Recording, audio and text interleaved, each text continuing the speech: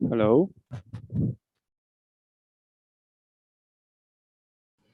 Hello.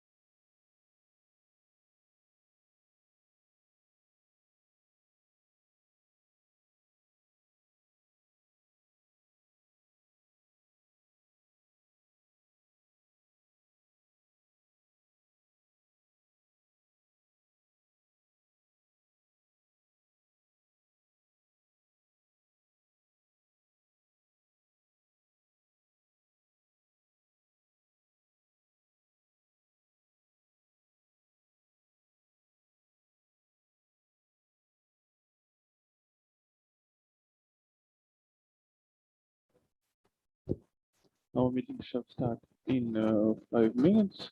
Dmitry, are other experts connected? I can see only you. Jury.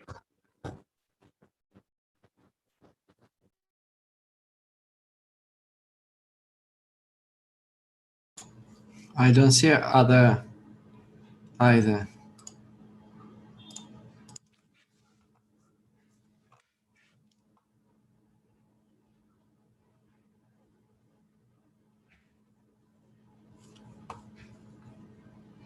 Yeah, anyway, we have 4 minutes left.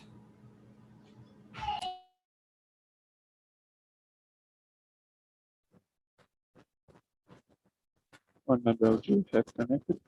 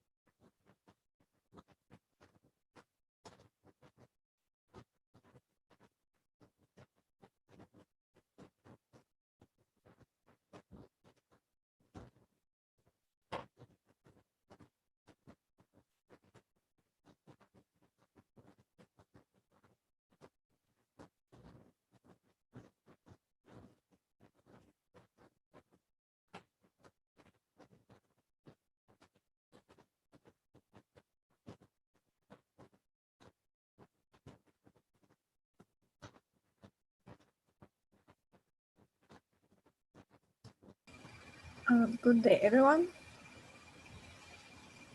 Hello. Hello. Hello.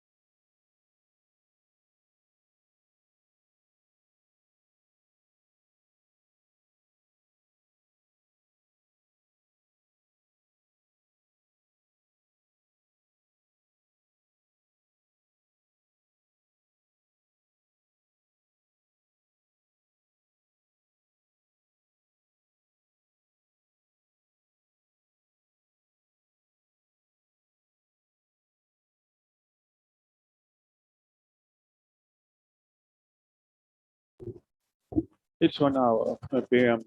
Moscow time. It's time to start our meeting.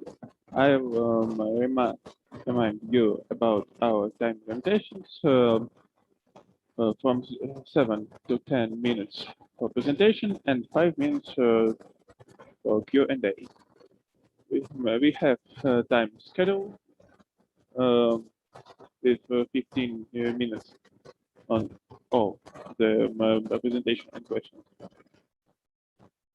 Dmitry, is our expert Hleebnikova Valeria Yes. connected? Does she connect? If she connected, I don't see her. I don't see her either.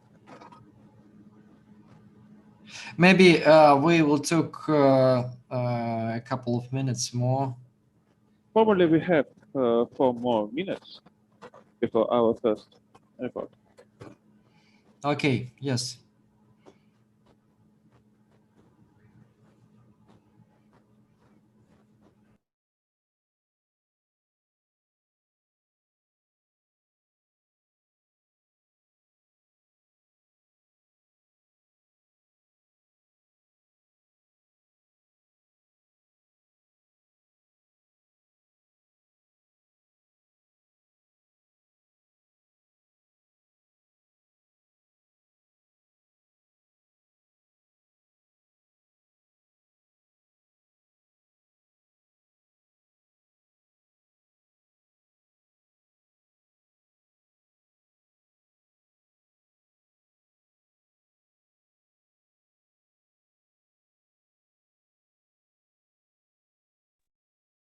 Yeah, I think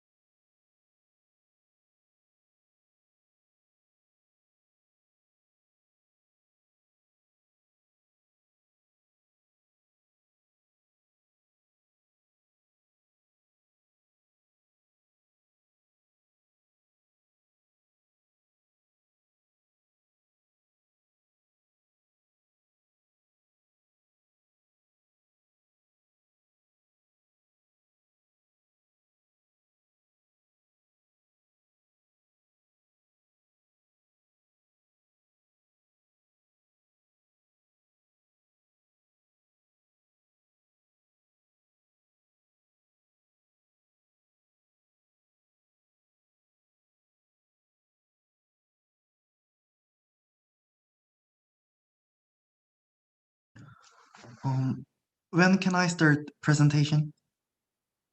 안녕, 생준아. 뭐 하고 있나? I think we shall begin. Yes, we shall begin. I have connected to the Maria. She will be here in a half of hour. So we shall begin. You can start. Enjoy. Okay. Can you see? Yes. You can see. Okay. Hello, I'm Songjin Hall, who studied geometric explanation of Klasner formula. This study includes an elementary proof of the Klasner formula and generalization of ideal. First is motivation. Think of each lattice point as a Gaussian integer as shown in the following figure. Then we can count the number of lattice points on x squared plus y squared is k with unique factorization of Gaussian integer. Let this number be bk. When calculated, bk is expressed as the following expression. As k increases, the number of lattice points inside the circle becomes similar to the area, so the following series can be obtained. I thought this could be extended for all algebraic integer rings. The notations are as follows, and please refer to the previously submitted paper. For n-degree algebraic number field k, let lambda 1 so on lambda n be integral basis of OK. First, we will define the following function to make the correspondence between ideas and lattice points. For integral idea I and its integral basis phi1 so on phi n, f is defined as multivariate polynomial like this. For example, if each variable is an integer, then f is norm of this idea, which is in the idea class that contains I inverse. Let nu be the function from non-origin integer points to the set of integral ideas in I inverse bar, like this. Then, simply, fx is equal to nux. Also, we know that nux is equal to nux prime if and only if there is unit u that sigma phi x is equal to u sigma phi x prime. Let Hn be the set of all f. For f and g in Hn, if there is integer entry matrix A, the absolute value of determinant of A is 1, such that fx is equal to gax, then we say that f and g is equivalent. Then we can prove the following theorem. Fki is equivalent to fk prime I prime if and only if there is isomorphism mu from k onto k prime and mu I and I prime are in same idea class. And please refer to the previously submitted paper for the proof of the theorem.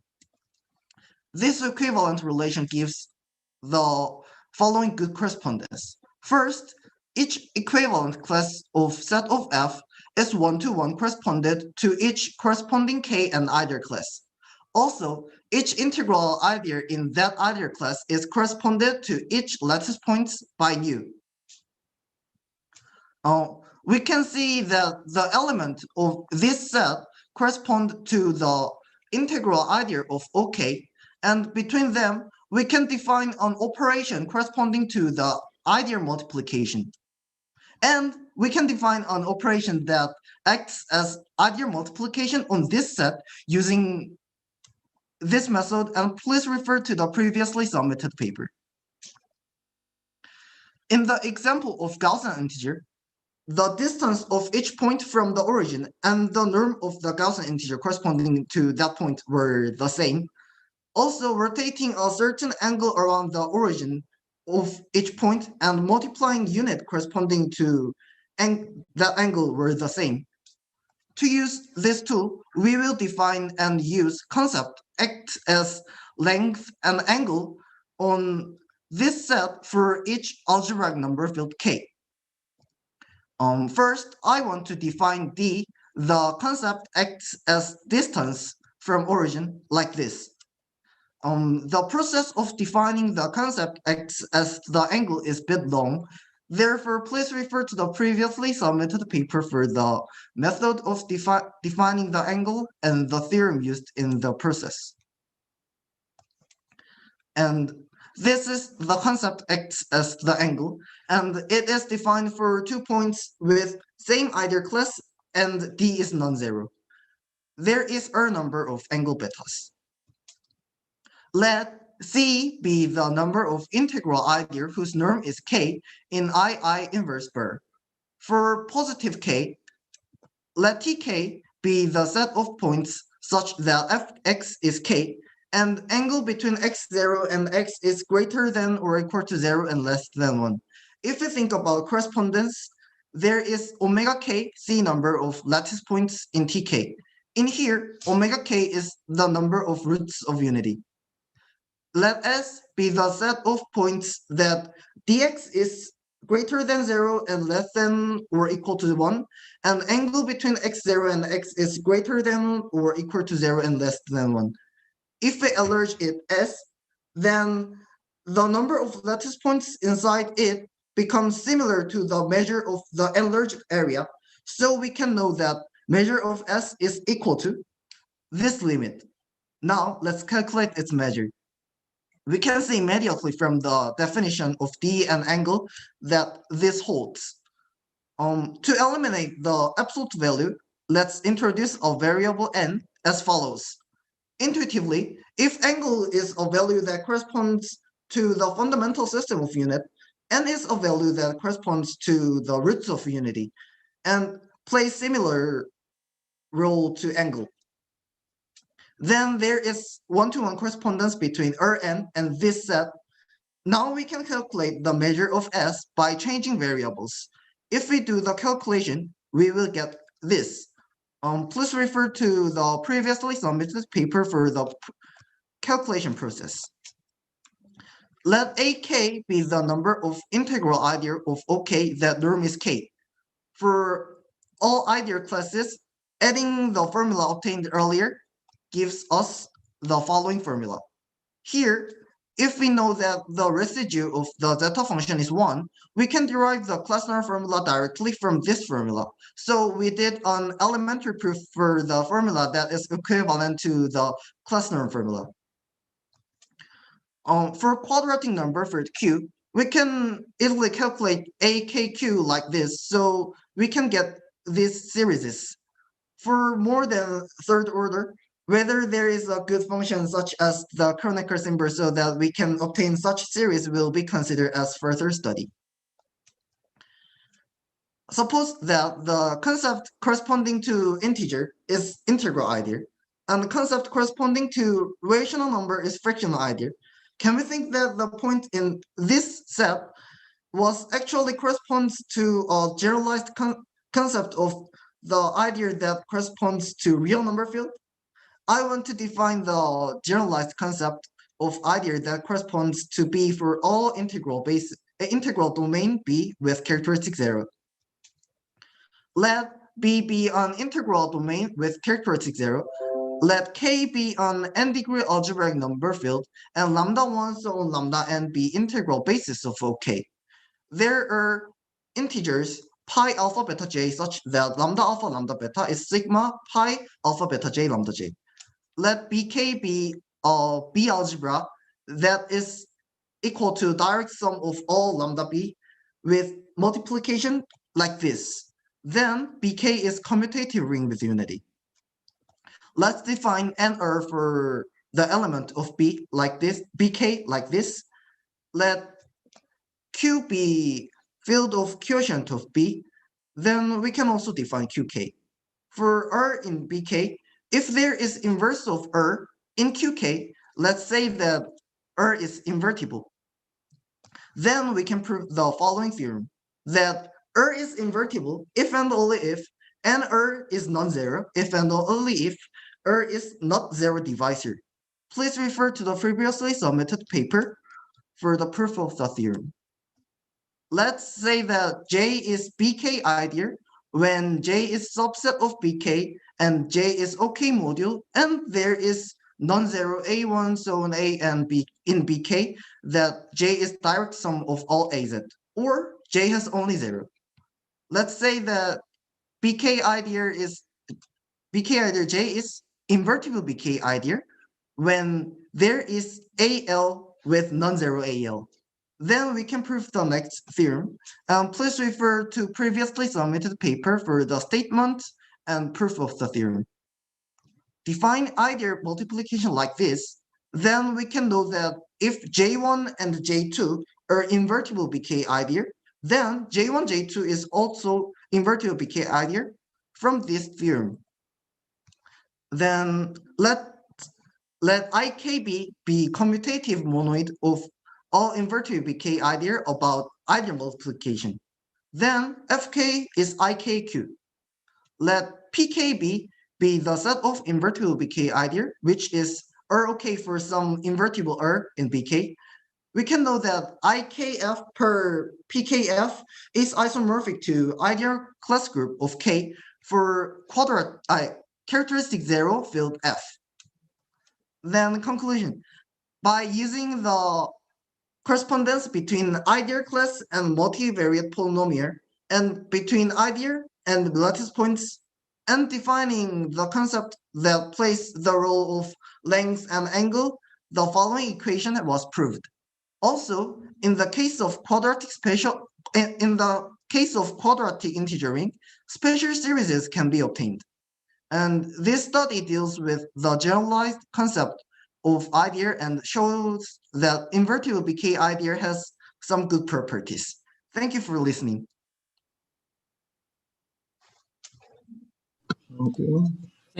Thank you very much. Thank you very much for this presentation. We have well-known scientist Landau. Maybe you know this physician who used to write, "It's obvious that," and finally he hides a very big calculation out of the book. So your presentation was very fast for this type of content, definitely. And maybe we need this presentation to get deeper in the figures. But I would like to ask a couple of questions by the meaning. What is the new? You know the in number theory, the class number formula models well known. What is the new method or new idea that you realized? First new idea was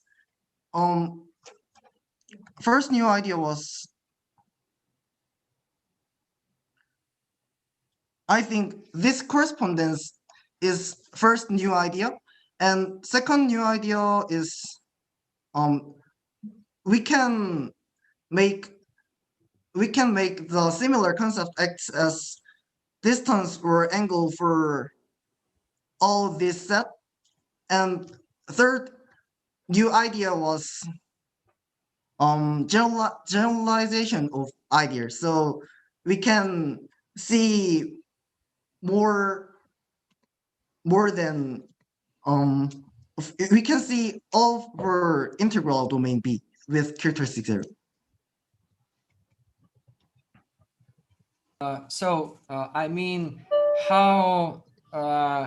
why class number formula requires geometric explanation, not just algebraic? Why we need geometric explanation? What it takes for you? Pardon me. You mean you provided the geometric explanation, yes? Yes. Of class number formula. Yes. So why geometric, not just algebraic? Because it is. What you get, what you receive from geometry? Idea on something. Why you need geometry for the number theory? Intuitive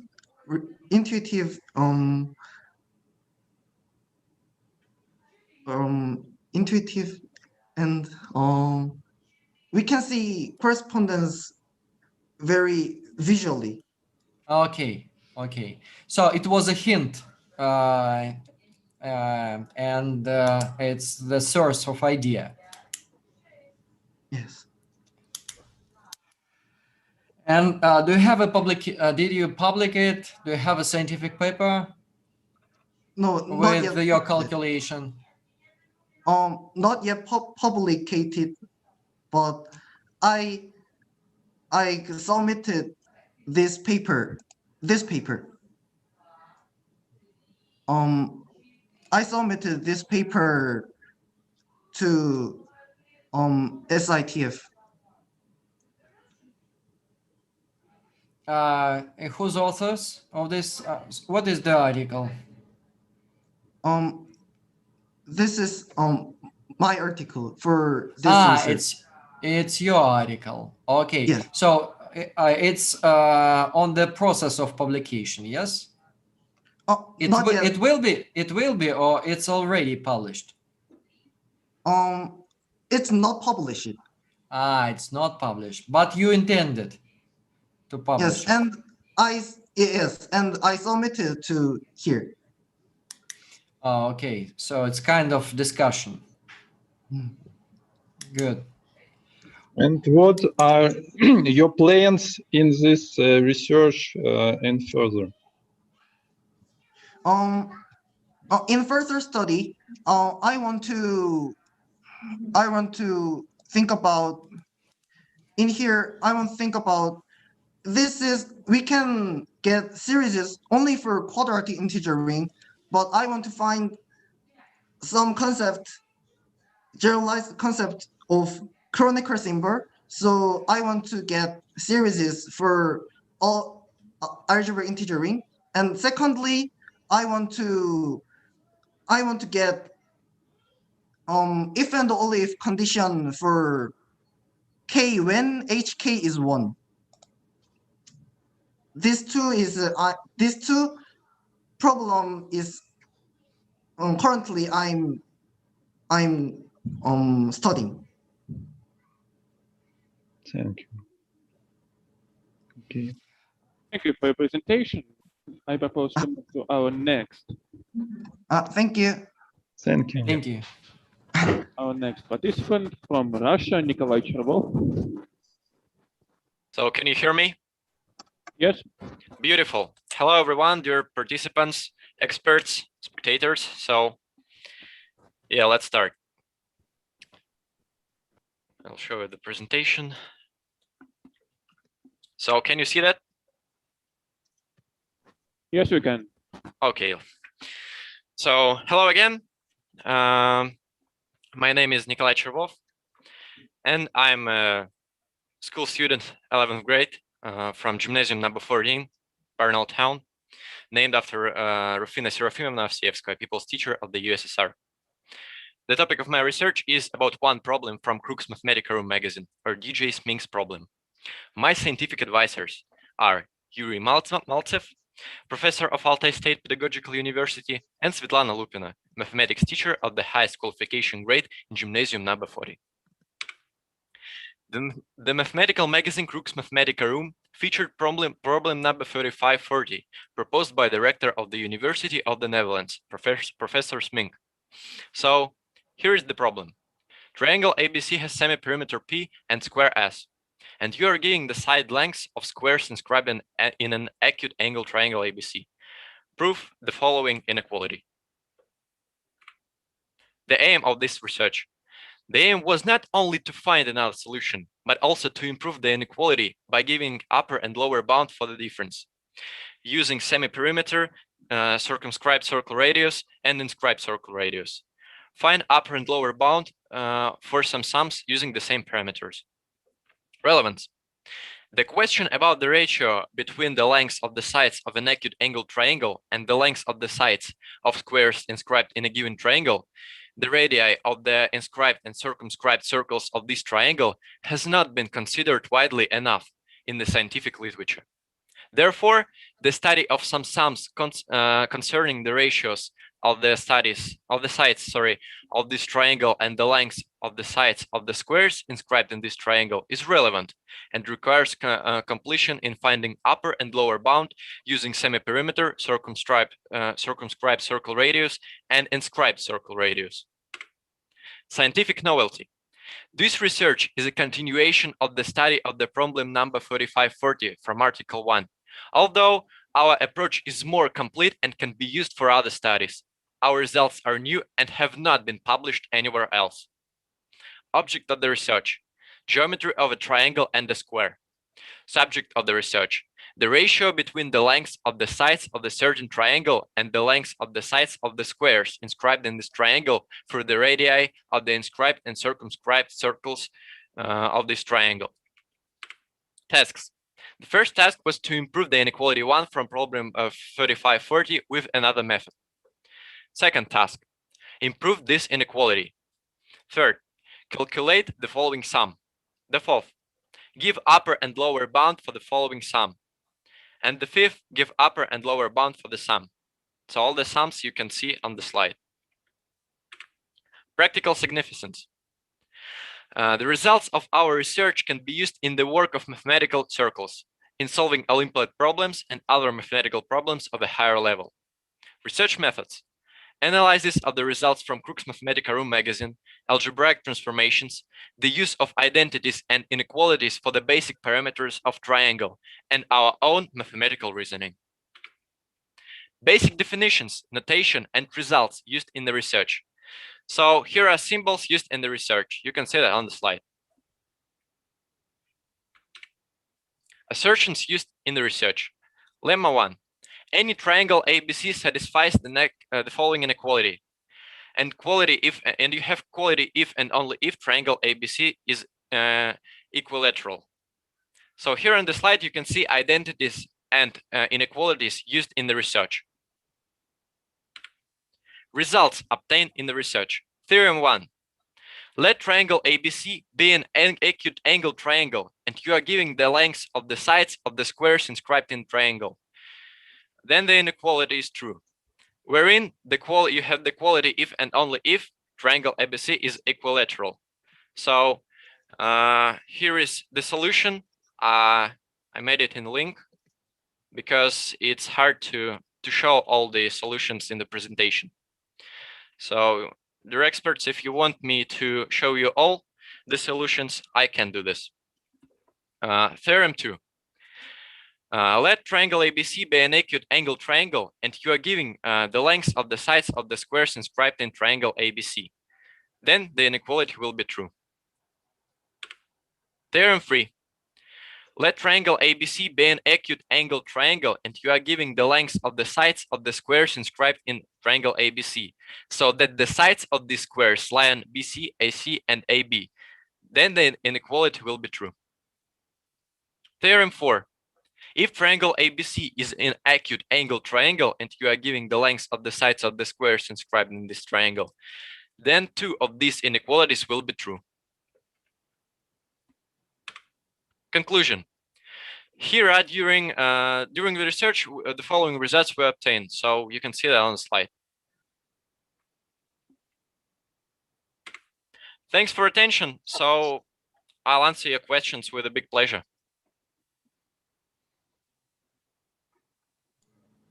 Excuse me, Nikolai. I didn't notice the article number 1. So you want me to show you the article number 1? The link or name or something like that. Okay. So let me do that. Let me do that.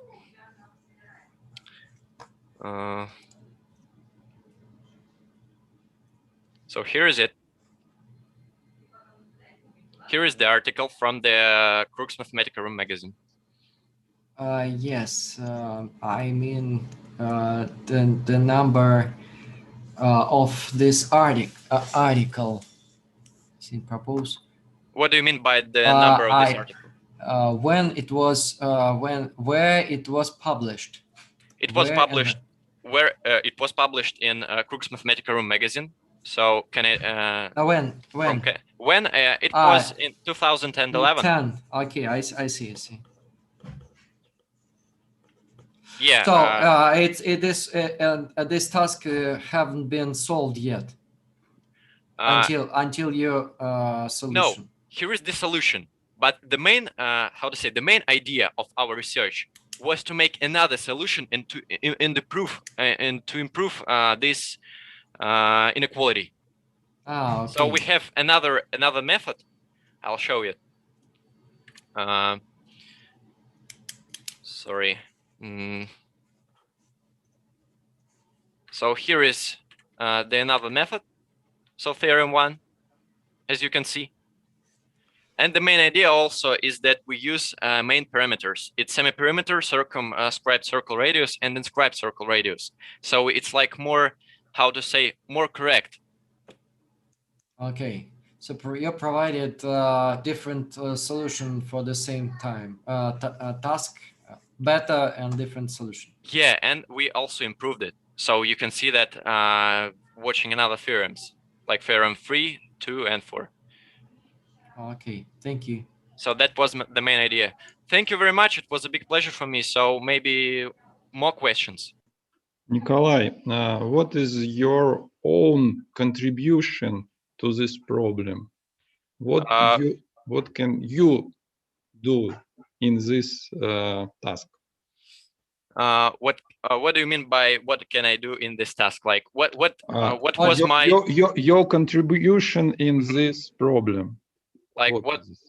Okay, it was all the, how to say, all of these sums, all of these ratios. Yeah, it was research of these ratios, as I have already told. Yeah, and yeah, that's it. So we improved it. Do you have co-authors in this work? No, I am the only author, but I have my scientific advisors. So if you mean by co-authors, my scientific advisors, yes. If not, I just have scientific advisors. So you can see them on the slide, their names. Did you publish an article? No, I haven't published it yet. Okay. So you didn't even apply to the journal? No, no. Okay. And why? Isn't recent development, or you don't plan to do this? Sorry, can you please repeat? Why didn't you apply for the publication? Why didn't I apply for the publication? Yes. To be honest, I don't know yet. Like there is no answer for this question. I don't know if it would be, I don't know. So I strongly advise you to do this, because any scientific result requires wider scientific discussion. Okay, thank you. Okay. Thank you very much. Thank you.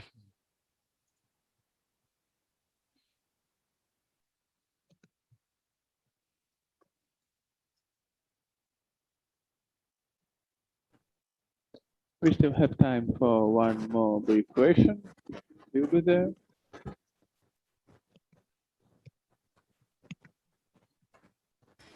Maybe I should, if Nikolai is still here. Yeah, I'm here. Maybe more about practical application. Maybe you have some tasks and something for practical using. Practical using, yeah. So there are two variants I can, how to say, I can see in practical, in a practical way. So it's strength of materials, Sapramat.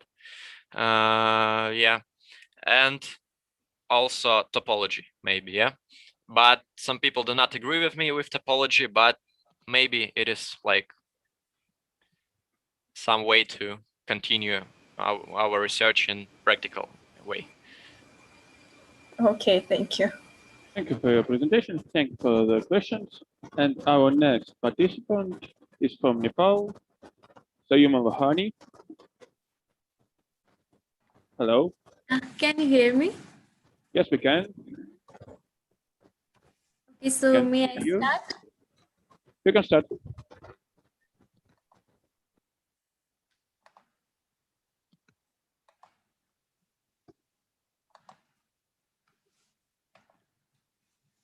Hello everyone, Namaste. I'm from Nepal. My name is Soumya Lohani, and I'm here to present on the topic crime alert. This is my project.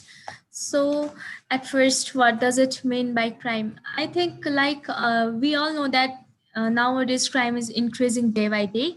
So it might be an illegal works or an incident which can ruins anybody's life. Crime can be of many types, like digital crime or somehow the physically appearance crime, such as robbery, theft, etc. So what might be the main cause of crime? So one main cause might be the rapid growth of the population. As the population grows, the crime rate also increases due to the high rate of poverty. So next is the political situation or the aggressive mind due to poverty. So talking about the political situation, while people are involved in politics, they think that they can do anything, they have full freedom of doing anything, which is also the main cause of increase of crime, as well as poverty. When people are economically poor, they don't have any other options to earn money, and they started doing robbery, theft, murder, etc., which is also one of the main cause of a rise of crime in this world. So what are the mission and vision of my project? So talking about my mission is to gather the needed data, to design an app using Android Studio, and to add GPS in the app so that the victims can be traced. The main mission is to minimize the crime rate from the world. So I think from this kind of projects, if we implement in our country, then might be a crime rate can be decreased. So talking about the vision, we all have equal rights to walk freely outside. So like, if mainly we can see that mostly women feel insecure to walk alone outside due to the high rate of crime, such as sexual harassment or the acid attacks, etc. So I think this kind of applications can help people to work freely outside. And as well as, if the CCTV cameras are kept at the roadside, then if any kind of accidents happens, or if any kind of crimes are found, then this all the evidence can be collected using the CCTV cameras. And so what were the methodologies that were used while building an application? So talking about the methodology, at first i i decide to I decide to make an Android app, from which Android or iOS app, where from which Android version it can be used. Then I started gathering the necessary data. As I started gathering the necessary data, I also found a high growth rate of the crime. So I got interest on building an app, such app which can help minimize the crime rate in the globally. So as I thought of making this application, I started designing using Android application using Android Studio. And here I use GPS system from which the victims or the suspects can be easily traced. So what were the tools and technologies that were used while making this app? While making this app, Android Studio was used, in which Flutter was used to make the project quite attractive. And meanwhile, the Java was also used as the main programming language in this project. Now, integration part. As if anyone is feeling insecure walking around, then they can press the bell icon. Or if they saw any kind of crime, then they can also upload a picture or a video in this application, from which it is directly notified to the nearest officers, nearest police stations, and where that same data is stored in a database. And from this gathered information, the suspect or the victims are easily traced using the GPS tracking method. And here is the sample video clip of my application.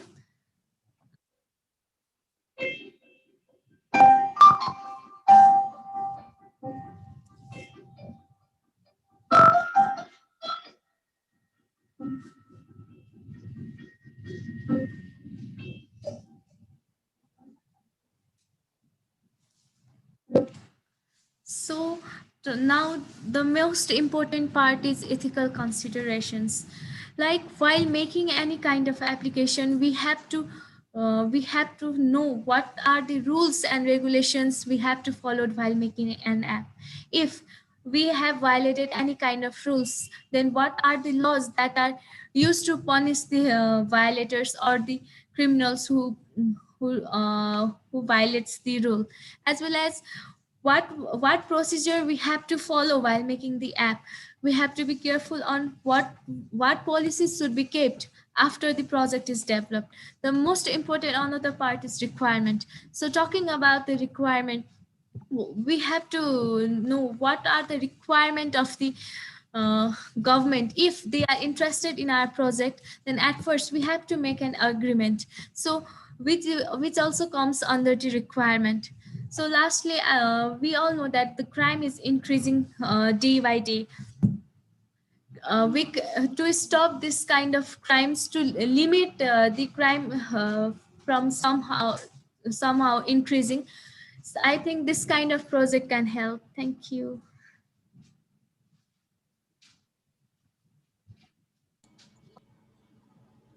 Thank you for your presentation. Any questions? Thank you very much. Sayumiya, am I right? Yeah. Thank you for your interesting work. Tell me, please, why your application is better than just calling by phone emergency call to make an emergency call? I think I am thinking of building such a project which can be used with just pressing an button. If we press a button, then it will directly notify to the nearest police station. Rather than calling, it might take some time, but this will be the automatic message generated in the nearest police stations. Okay, anyway, I see at least two difference and advantages. First is GPS. So Yeah. the owner don't need to speak about where is he. Yeah. Okay, and the second is this notice could be silent. Yeah. Because any speech in some condition could be dangerous, for Yeah. example, and the notice could be silent. Okay. Do you discuss something in community application? Do you discuss with policy to use this alert or some kind of integration activities? I haven't discussed till now, but I'm thinking to discuss with the officials. So Very nice. Okay. Electricity problem. No problem. Yes. So again, did you discuss it? No, I haven't discussed till now, but I'm thinking to discuss with this government officials as well.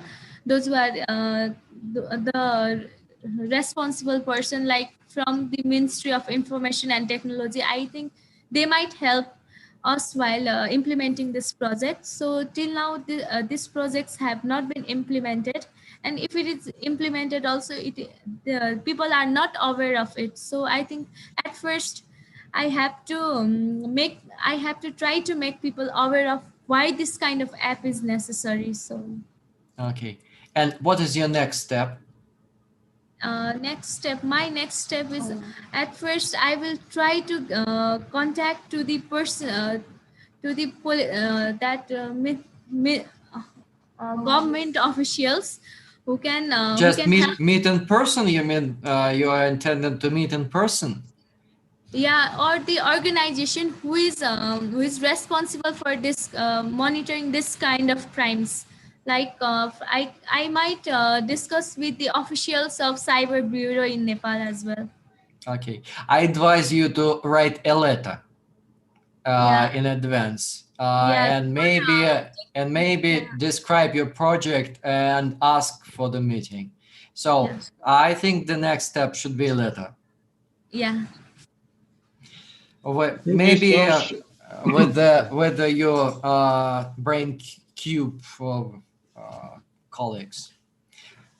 Thank you. Have you searched for similar applications in the World Wide Web? Maybe this program already done? While I was thinking of this project, I also searched one project. It was a crime citizen app, and it is similar to this app. And I think it was implemented in Bulgaria or something, some places like that. Thank you. Hello. Yeah. I have a question. Am I rightly understand your project will be on the Android market? Yes, it will be in Android market as well as iOS market, because many people might use iPhone as well rather Yes. And So, okay, sorry. So your project is cross-platform, yes? Yeah. Okay. And second, my question is, what is the methodology of your GPS positioning?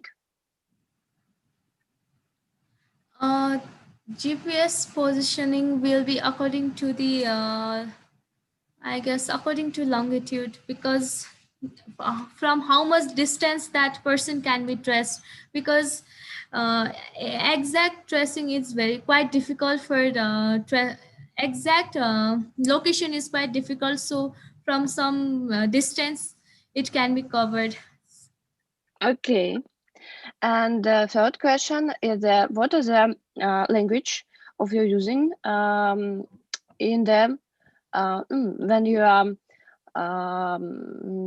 making the database query? I will be using international language English, because No. In the database query. Query. Database. Python. Python. Okay. Thank you very much. Thank you. We have time for one more brief question, 2 minutes. So, do you have already developed your application, prototype of your application, or not yet? Not yet. So let me give you an advice to think about using Kotlin, not Java. It's just an advice. Yes, thank you. Good luck.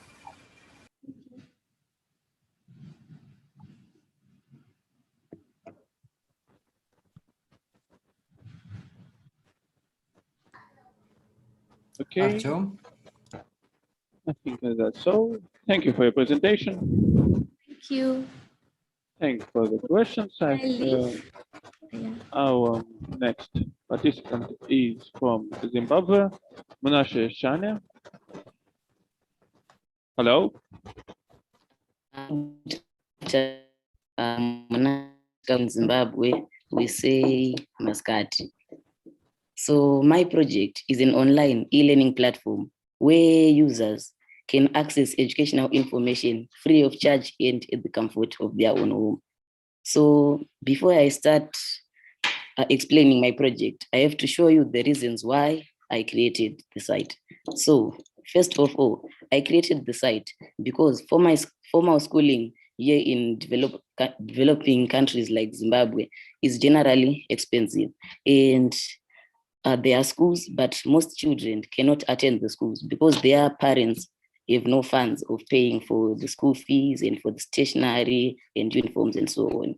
And the sad part is, according to UNICEF, roughly 1 in 5 school-age children does not attend school. And this is because of poverty, conflict, and other reasons. So where I come from, most children cannot attend school because their parents have no funds of sending them to school. And then another reason is to cut down the cost of buying learning material. So here in developing countries, there are places where there are schools and students attend schools. But the problem is the students gain no knowledge because of poor education. It is because those schools cannot afford to buy the latest learning materials. So the children end up getting poor education. So here in Zimbabwe, the general population often buys cheap learning material, which is outdated, and the government keeps on updating the curriculum, making old material obsolete. So most schools, like my school, Tama College, you have no funds to keep purchasing the latest learning material. So you find out that we have to use materials from 2004 and so on and so on. And another reason is because of COVID-19. So last year here in Zimbabwe, our school calendar was affected heavily. And because of COVID-19, we had to close schools for more than 6 months. And we were at home for all those 6 months. The only learning materials were those outdated textbooks and the notes we had been given by the teachers during the 1 month we had at the first year of high school. And because of COVID and because schools were closed, many people engaged in illegal methods of learning, like extra lessons, where a parent invites a private tutor to his or her home. And the problem is that most children often end up contacting COVID-19 and being abused because the parents will be at work and the children will be at home with the private tutor.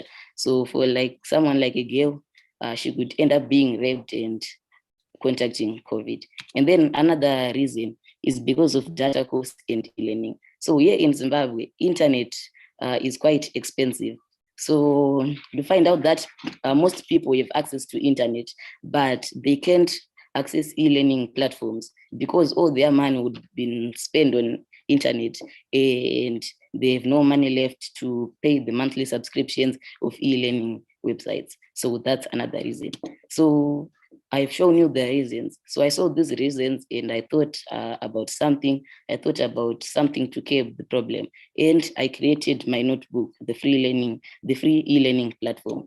So this platform provides you with all the educational needs, all the educational materials you need to succeed at school. So you find out it provides textbooks for free and other things that you need in order to succeed academically. So this site, you can use it, you can create an account or you can use it without logging in. So it's free of charge and you can access it from anywhere in the world. So on this platform, there are many fun features like tracking your learning, grading yourself. You can compare yourself with friends and then identify what you are good at and what you are bad at. So you can identify your weakest points in academics, and then you can use the study tips to, to give attention to the weakest points. So this site, all in all, provides you with all the resources you need to succeed academically. And then I created this site using the languages HTML, CSS, and PHP, and I used Atom as the IDE. Okay, so my goal was to create a platform which would help those in need of formal schooling, and I achieved that goal. So I think in the future, the platform will have the potential to help many people and even change lives. So right now we are in 2021, the 21st century, and digital means of things are slowly replacing paper and all the old ways of doing things. So I think my notebook is the best way forward. So in the future, I think that I will be able to keep on updating my notebook to its best form. So thank you. Thank you for your presentation. Any questions from our jury? Can you show it? Can you show your notebook? Is it software or is it hardware, or this is just a plan or idea? Okay, so I do have a rough copy of it on my flash drive. So let me put it up real quickly. Okay.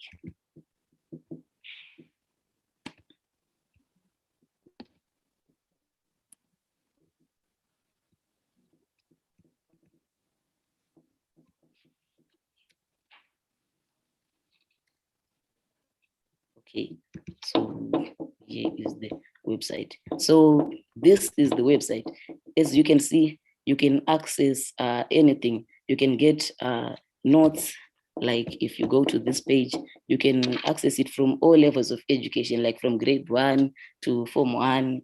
And in the future, I will even include university subjects which can be learned online. So there are also revisions, like if you learn something, you have to revise and test yourself so that you ensure maximum retention. Yes. So this is the website.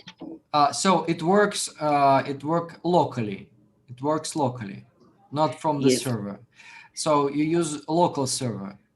Yes. So for now, which server do you use? No, I mean, locally? for now, I haven't launched it yet. So for now, it's still on my hard drive. But if I get the funds to launch it, I will be very pleased to launch it. Okay. Now it's library. It's library that you gathered from different sources, and Yes. you can see the library from the hard disk, and you can share it. Okay. So using this website, I mean, like what I did, right, is I went and looked for textbooks, for notes and everything. And then I just put it at one place so that you can access it easily and, freely. So let me. Good. And the second question, Zimbabwe has 16 official languages. Yes. And do you provide only one language for now, I use for the materials? Okay, for now I use only English because it's the it's an international language. So everything we learn at school, we use English and not the other 16 languages. So I just put the language we use at school. Okay, thank you. Yes.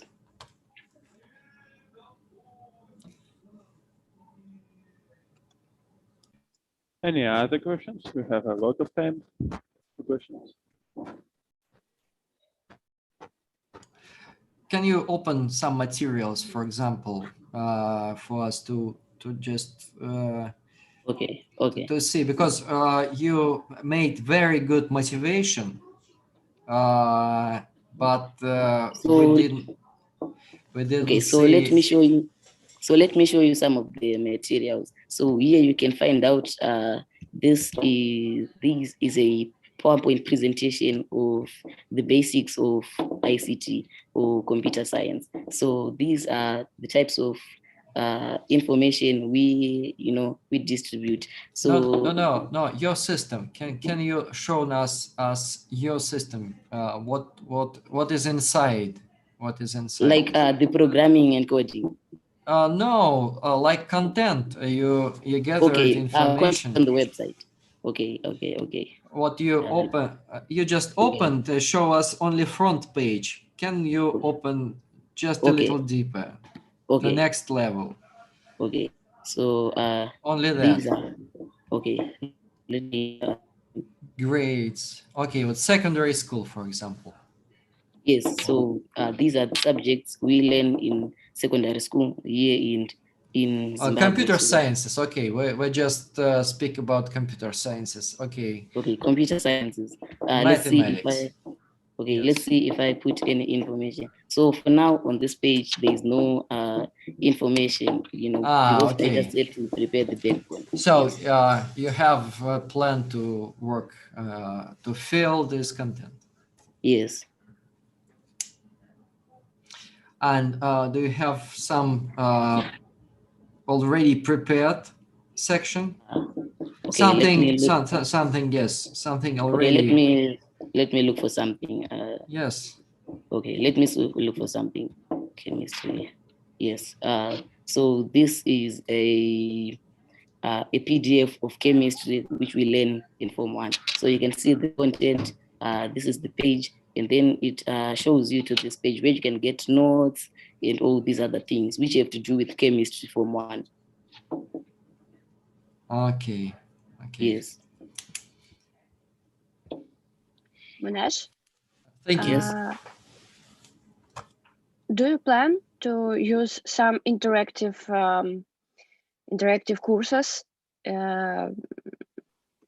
in your minor book? Pardon me, please. Do you plan to use any interactive? Like features? with the teachers and the teachers communicate with students. Yes, like this. Yes, in the future, I have those types of plans. So you can access it from anywhere in the world, and then you can communicate with your teachers and so forth. Yes. Okay, or maybe something embedded webinars or something like this. Yes, yes, yes. Okay, sounds good.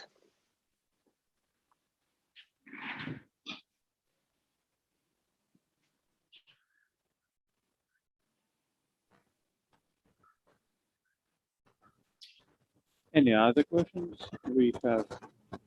Do you program in PHP? Yes, I do HTML, PHP, and CSS. Okay. And which server do you use for local navigation, or it's serverless? I think so far it's on my hard drive, and I use PHP my admin, so just to test it and do those other things. Do you use any database? Yes, PHP my admin. Yes, PHP my admin to which database? For now, I think I have no databases for now. Okay, thank you. Okay, thank you. Do you have plans to make it more cross-platform, maybe for iOS, Android, or it's only desktop application, web page?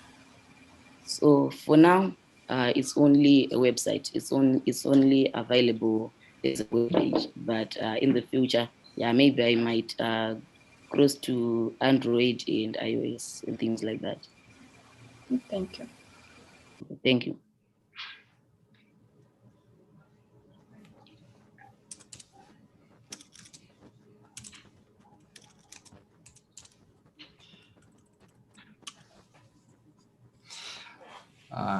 I think that's all. Finally, maybe I would advise you to look at the serverless technologies. For example, Grav, GRAV, which also written in PHP, which could be famous for you. But finally, it doesn't require a special server, and it could be used as local and on server anyway. Okay.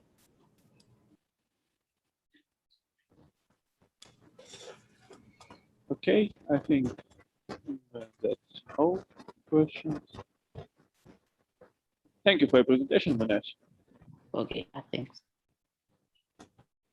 And our next participant is from Bulgaria, Anna Mikhalkova. Yeah, I'm down here to say. What? Do you hear me?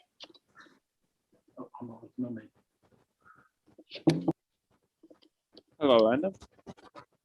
Hello. Do you see the presentation? Yes, we can see. Okay. Hello, my name is Anna Mikhalkova, and I'm going to tell you something more about my project, Ranking of the Vertices in a Weighted Graph, on which I work under the guidance of Professor Ludmil Zikatanov from the Pennsylvania State University. First, I'm sorry. I have a little bit of problem with the presentation. First, I will talk about the concept of ranking. Well, this is fully mathematical concept, and it's a fundamental technique that can be applied to every group of objects as long as they have connections between each other. Or in other words, it can be applied to every network. And thanks to ranking, we could rate the objects according to a certain property. So, what makes ranking crucial? Well, it's seriously applied to everyday real-world problems, all of which play an important role in our society. For example, the most famous example of graph ranking is the PageRank algorithm, This is the first algorithm which made Google popular, and it orders search results and measures the importance of sites for the customers. Also, the ranking finds place in bibliometrics, in social, road, network, protein analysis, and it finds its place in ecology, link prediction, and recommendation. So, as you have seen, the problem of ranking entities is quite significant, and that's why it's place of our interest. Unfortunately, ranking could be vulnerable to manipulation, and that's why the main objective of our research is to show how the ranking changes when some alterations to the network are made. For example, if it's the web, it could be a removal or an addition of a site or of a link. And now, before we started with the research, we faced some challenges. Our first problem was the representation. We needed structured, numerical, and not graphical information, which is enough and which is convenient for work. Then, in addition, in real life, the graphs or the networks have billions of edges, and also every graph is unique, and this made it hard for us to observe patterns and to make conclusions. So that's why we needed some systematization. And also, we needed to think about the connectivity. Well, the connections between two objects may be directed, they may be undirected, there may be weights on the connection. And last but not least, we had to answer the question, what happens when in a certain network, there are many subnetworks which are disconnected. So based on these challenges, we started by the representation. According to the PageRank algorithm, we had to use stochastic matrices, but they were not suitable for us. On the right, you can see a stochastic matrix. It shows the probability to move from a certain vertex to another one. And we decided to use Laplacian matrices because the entries are integer, and they are not only positive, they can be also negative, and it can be easily turned to a stochastic matrix. So since we had to start from main structure and not from a complex graph, like in real world, we choose the one-dimensional periodic graph. The first picture you see is a one-dimensional graph with 4 vertices. The reasons we chose the structure was that they are symmetrical, and we could easily build a 2-dimensional graph, for example. This is the picture below, and also n-dimensional graphs. So we think not only about one structure, but a class of structures. So when we talked about the properties of this structure and like its matrix, the Laplacian matrix that represents the graph, we saw that our decision was good because we found explicit formulas for the eigenvalues and the eigenvectors of the Laplacian matrix of the one-dimensional graph. And also we found that the base was orthonormal. Then it was a green light to continue with all the periodic graphs and make a generalization. We showed that periodic graphs have not only similar structure, but also similar properties. And the Laplacian matrix and the eigenfunctions of the n-dimensional graph are directly connected to the eigenfunctions of the one-dimensional graph.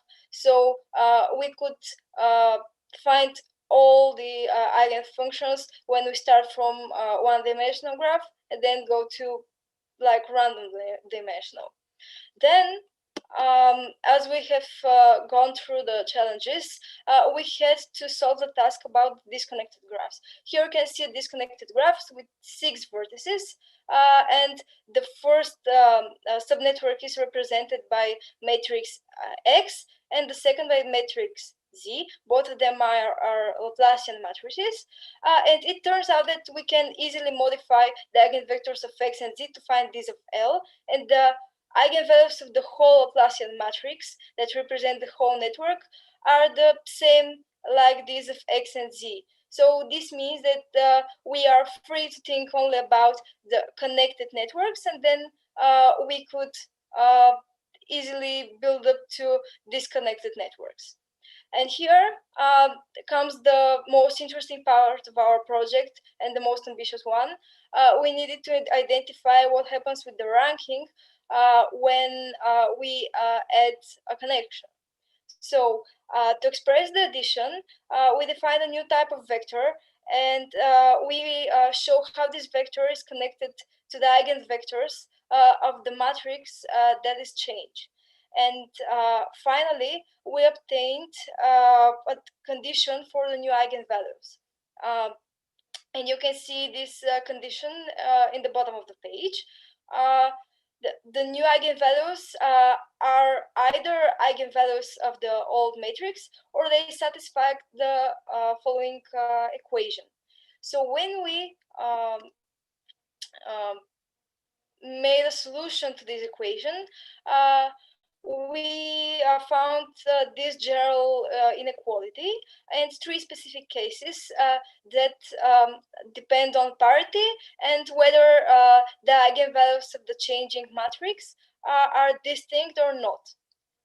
So this means that when we obtain these results, we can know what happens with the ranking when we add connections. So if we continue adding connections, we can make more than one connections between two objects, and then we can have weighted connections. So that's how we widened our result. It was natural to think about what happened when we remove an edge. We used the same approach. We got again inequality, and we got again three specific cases. And what was more, when we remove connections, we know that we can come from complex graph to simple one.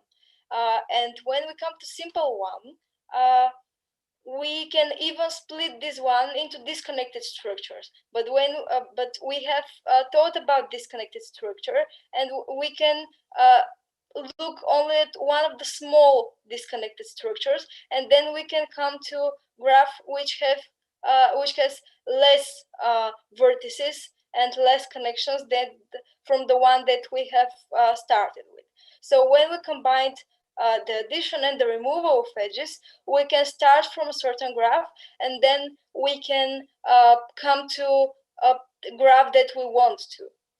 Of course, we have thought here only about Laplacian matrices, and we haven't made a connection with the ranking algorithm. So our final step was to make the connection to this algorithm. So according to this algorithm, we need to find the eigenvector that corresponds to the largest eigenvalue of a stochastic matrix P, whose entire probabilities for moving from vertex to a neighboring vertex in a graph.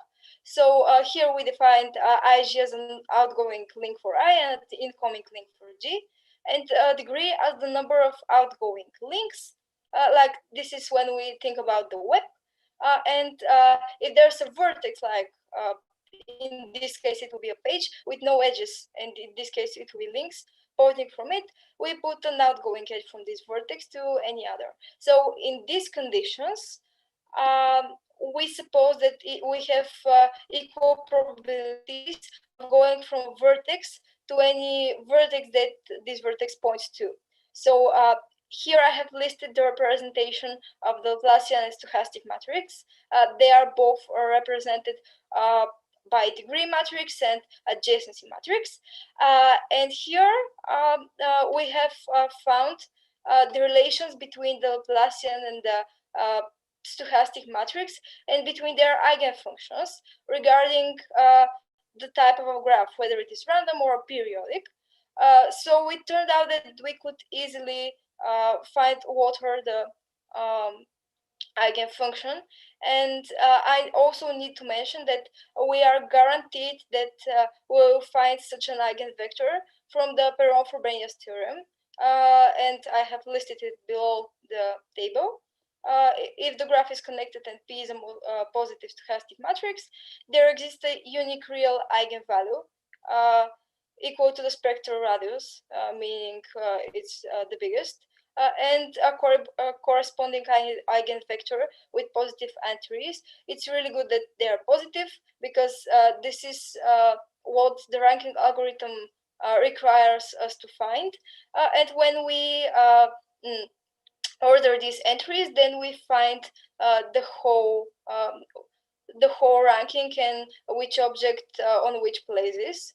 So finally, about my conclusion, as you have seen, we explored different factors which have impact on the ranking and made predictions for the changes, first theoretical, and then we made a direct connection to the ranking algorithm. And then as a whole, like our biggest result was that we can predict the changes in every undirected structure, regardless its properties, whether it is disconnected or not, and so on. We only need to know that when object A is connected with object B, so goes for object B. And this is quite good result because if you think about, for example, ecology, we could identify like the species are connected to both sides. They depend on each other to survive, and we could identify which are the most important species for the environment for its continuing health. And there are also in the protein network analysis, the proteins are connected, for example, both sides, so this is good. Of course, we have also a future development. We do not know what happens by more complex graphs, and here by more complex, I mean that these are graphs when object A is connected with object B. Well, this doesn't hold true for object B. So these are examples such as the web. And also, when I read about the ranking algorithm, here they have mentioned also a damping factor, which I could include in future development. And also we have thought about equal probabilities from going to an edge to another one. And we may experiment with some different and random probabilities, which will be interesting. Finally, I would like to thank to my mentor for guiding me through the whole process of this research. And also I'd like to thank Stanislav Harizanov and Konstantin Delchev for the good conversation that we made on the topic. And last but not least, I would like to thank you for the attention. If there are any questions, I would be happy to answer them. We don't have many time for questions. 2 minutes. Anyone? Thank you. Anna, please explain us what is a stochastic matrix and the spectral radius, please. In Okay. fingers. The spectral radius is the biggest eigenvalue of the set of eigenvalues that a matrix can have. And about the stochastic matrix, I will find like an example. Okay. So if we see the first column, it represents the first vertex. And here from this matrix, we can see that this vertex is connected with third, fourth, and fifth vertex. There are 5 vertices in this graph, and the probability to move to the third, the fourth, and the fifth is 1/3.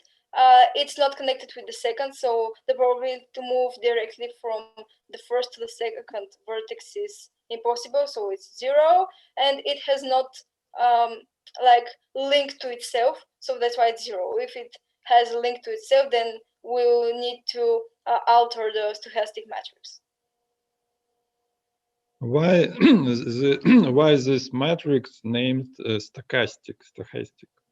Well, I cannot be exactly sure why it's called like this, but I have read a little bit about stochastic processes and also about Markov chains. So it should be connected with something like this, but I could not give a formal explanation.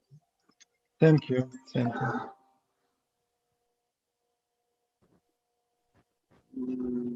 One more question, and we go.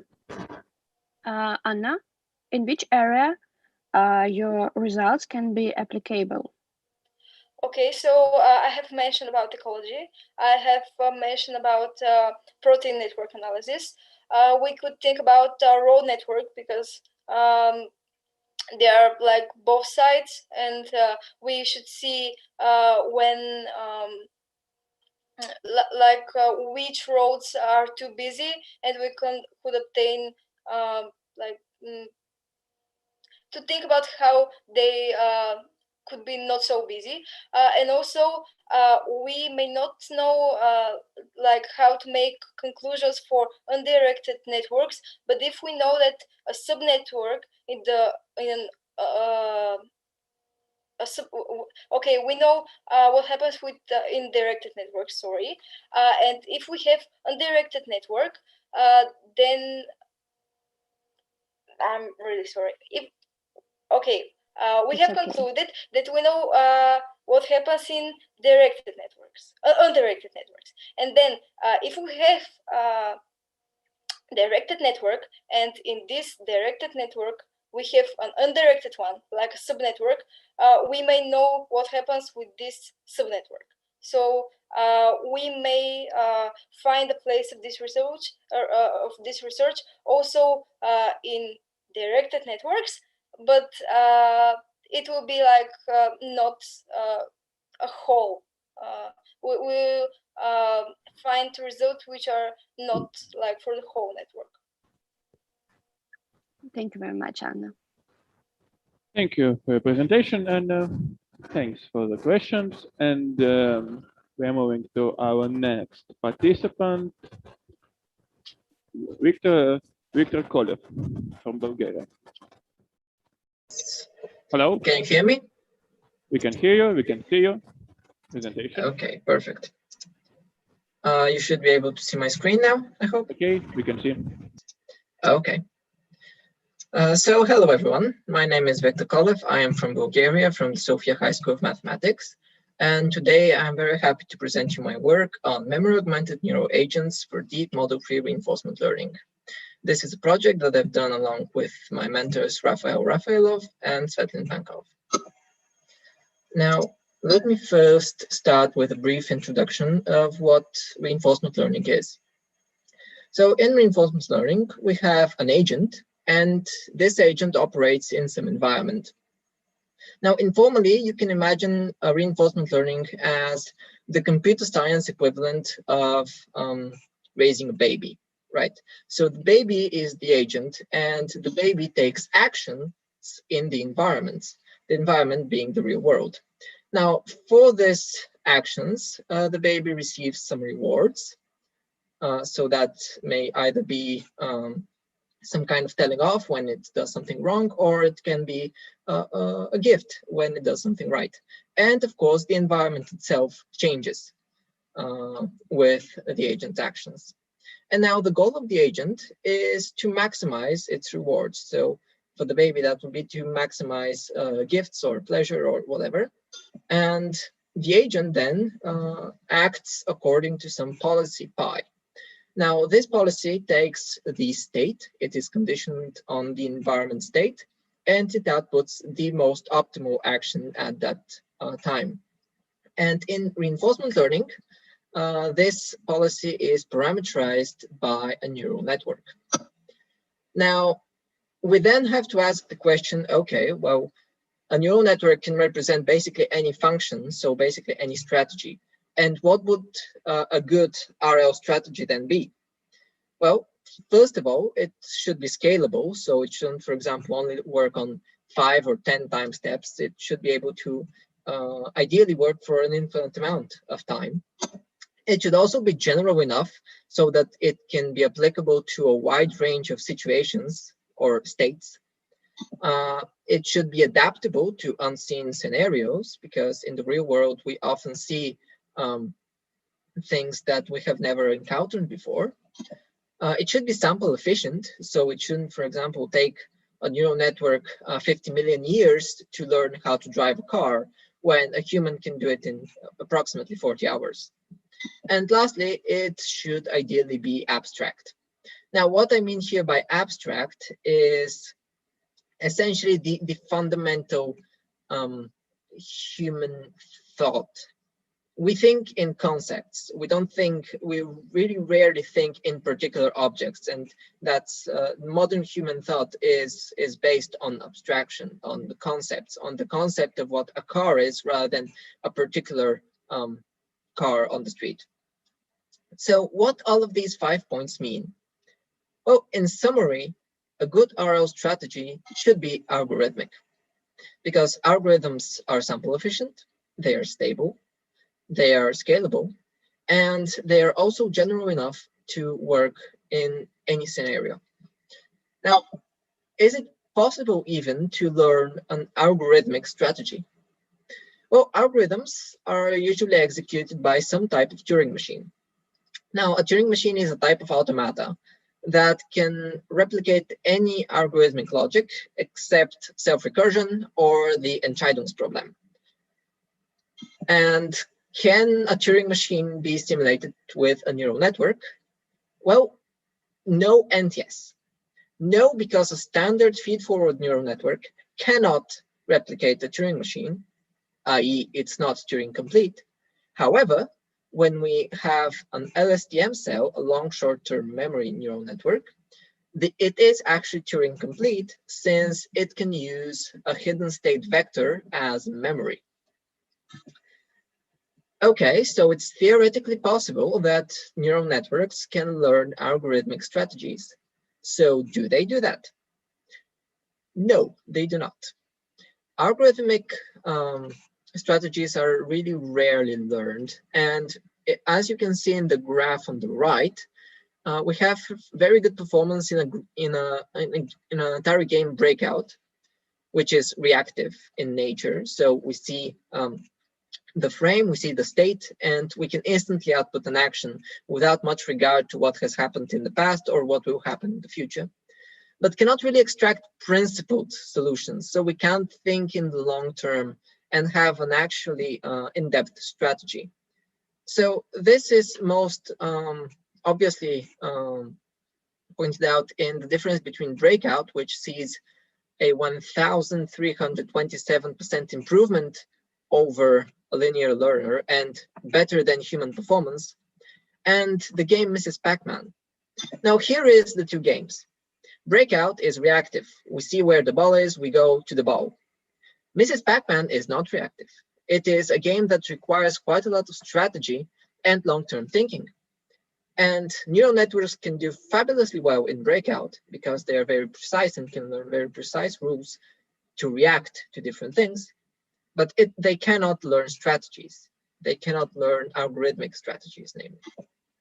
Okay, so why is this performance so poor?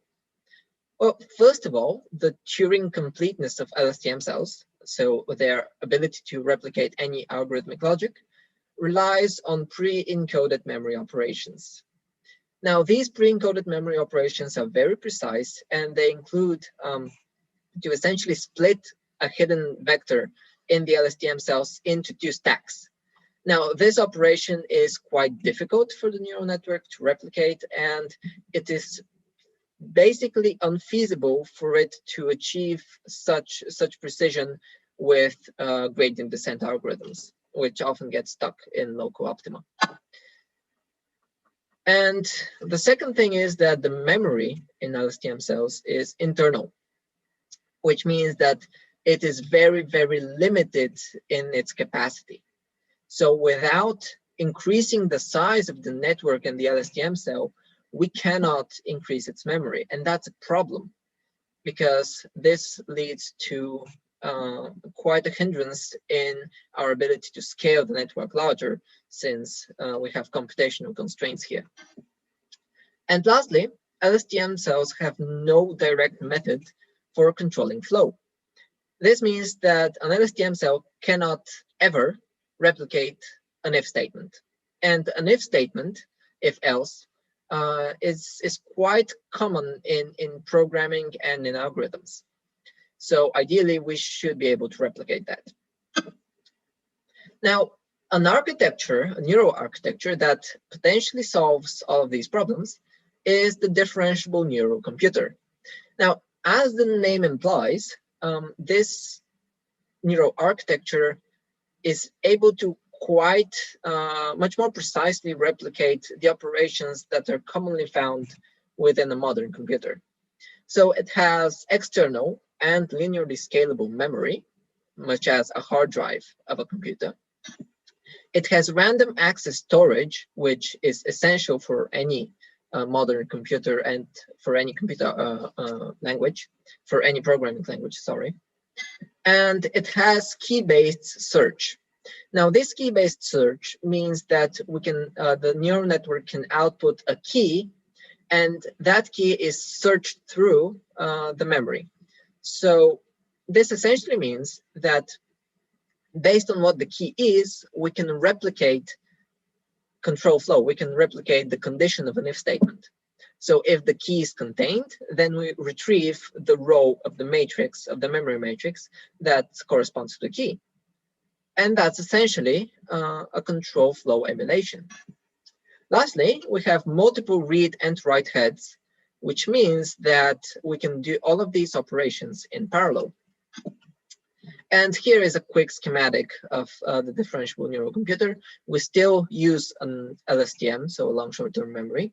However, in this case, it is only as a controller, and the memory object itself is external right here. Okay, now what are our hypotheses? What will happen when we use a DNC, a differentiable neural computer, a memory augmented neural network in reinforcement learning? First of all, we hypothesize that we will see improved sample efficiency. We also believe that we will see more general RL agents, so they will be more robust and be able to react in different environments. And we believe that we will see a correlation between memory usage and performance. So do these hypotheses play out? In large part, yes. Sample efficiency, our first hypothesis, is improved 2 to 3 times over the same LSTM agent in the popular reinforcement learning environment CardPole. In CardPole, we have, it's really a motion simulation. We have a cart that we can move around, and there is a pole that we need to balance on top of it. Of course, this is quite a simple problem. However, it's still difficult for reinforcement learning to learn, and it takes a lot more samples of the, so a lot more time for the LSTM to learn this. So we have 2 to 3 times faster learning in the DNC agent. Okay, moving on to robustness and generalization, we see that the DNC agent consistently outperforms the LSTM agent when random Gaussian noise is added to the observations. So essentially, this means that you can imagine it as a vision that is blurred, right? So there is noise added to what the agent sees, and that kind of hinders its performance. And the DNC, because it's more robust and has a more general algorithm, is able to consistently outperform the LSTM. Now, lastly, we see a very, very strong correlation between average memory usage over an episode, so the entire time of the agent starting in the environment and the environment closing, and the average episode reward. So as the learner gets better, it uses more of its memory. So essentially, as the learner uses more memory, it has more information to take more informed decisions, and therefore is able to replicate a better algorithm, and therefore learns better. Now, an environment in which this sort of agent would be particularly useful is meta-reinforcement learning. Now, in meta reinforcement learning, we have multiple different tasks that we need to solve, and we have no real learning on each task. So we need to learn a general algorithm of how to learn. And one common approach is the RL squared approach. In it, we use the hidden state of an LSTM cell, so its memory element, to modify, so to adapt to a particular task. And the DNC, with its much more scalable and robust and structured memory, should be able to consistently outperform the LSTM in this case. And so our hypothesis is that we'll have better generalization again and improved sample efficiency. We'll have better stability. And on a fixed number of tasks, we believe that the DNC would preserve information about each task and kind of retrieve this information every time it needs it. So what happens in practice? Well, again, the LSTM agent needs approximately 64% more samples to learn, which is quite significant. And again, we see a very strong correlation between the average reward and the memory usage, which is on the right. Now, the DNC also presents a very unique opportunity. Now, neural networks are black box models. So they have weights, but from these weights, you cannot really discern any meaningful information. However, DNC has very rigid memory structure. After all, it has random memory access. And that means that this memory can be subjected to analysis. And we take a point of view from information theory and use mutual information to capture dependencies. However, unlike correlation, which only captures first order dependency, mutual information can capture a dependency of any order. So here is a heat map of mutual information between different elements in the DNC. And what is particularly notable is that the empirical mean in a k-armed banded setting, so in an environment where we need to remember past actions and keep an empirical mean observation, which is not provided to us, this is stored in the DNC. Also, we see that the observation is also very correlated with, so it has high mutual information with the cell state and the hidden state of the controller of the DNC, which means that the DNC is effectively using its memory. And future development Sorry to would be... interrupt. We have to speed up. We are running out of time. Sorry? We are running out of time. You have to speed up. Yes, of course. I was just finishing up. Okay, so future development is that we'll research more into k-armed bounded problems, and we will try to use memory usage, as it has high correlation with reward, as a pseudo reward where in sparse reward settings where we have no real signal, no real reward signal. And lastly, we would like to utilize curriculum learning so that memory operations can be pre-trained with supervised learning. And I would like to thank you very much for your attention, and I would now take any questions. Thank you. Thank you for the presentation. We have time only for one brief question. Unfortunately, the presentation was very interesting. Victor, which part of the research you provided by yourself? Research was carried out. Sound. Yes, can you hear me? Yes, right now, yes. Okay, so I did the research by myself, and my mentors helped me in guiding me towards relevant papers and generally giving advice and discussing my progress in weekly or bi-weekly meetings. You use the model with the external memory Yes. by hardware or software, and how do you get the figures finally that you Right. shown? Yes, so it is all open source, and it is a published paper that I read. It was in the Nature journal. What in the Nature journal? The differentiable neural computer data architecture that is published in Nature, and I followed the implementation in Nature. Yeah. Okay, you used a well-known model Yes. and got these features. Okay, thank you. Yes. Okay, thank you for your presentation. Thank you. We have to move to our next participant, Nikola Kozlakovic from Serbia. Hi everyone. Hello. Can you hear me? We can hear you, we can see you. Yes, just a Presentation. moment.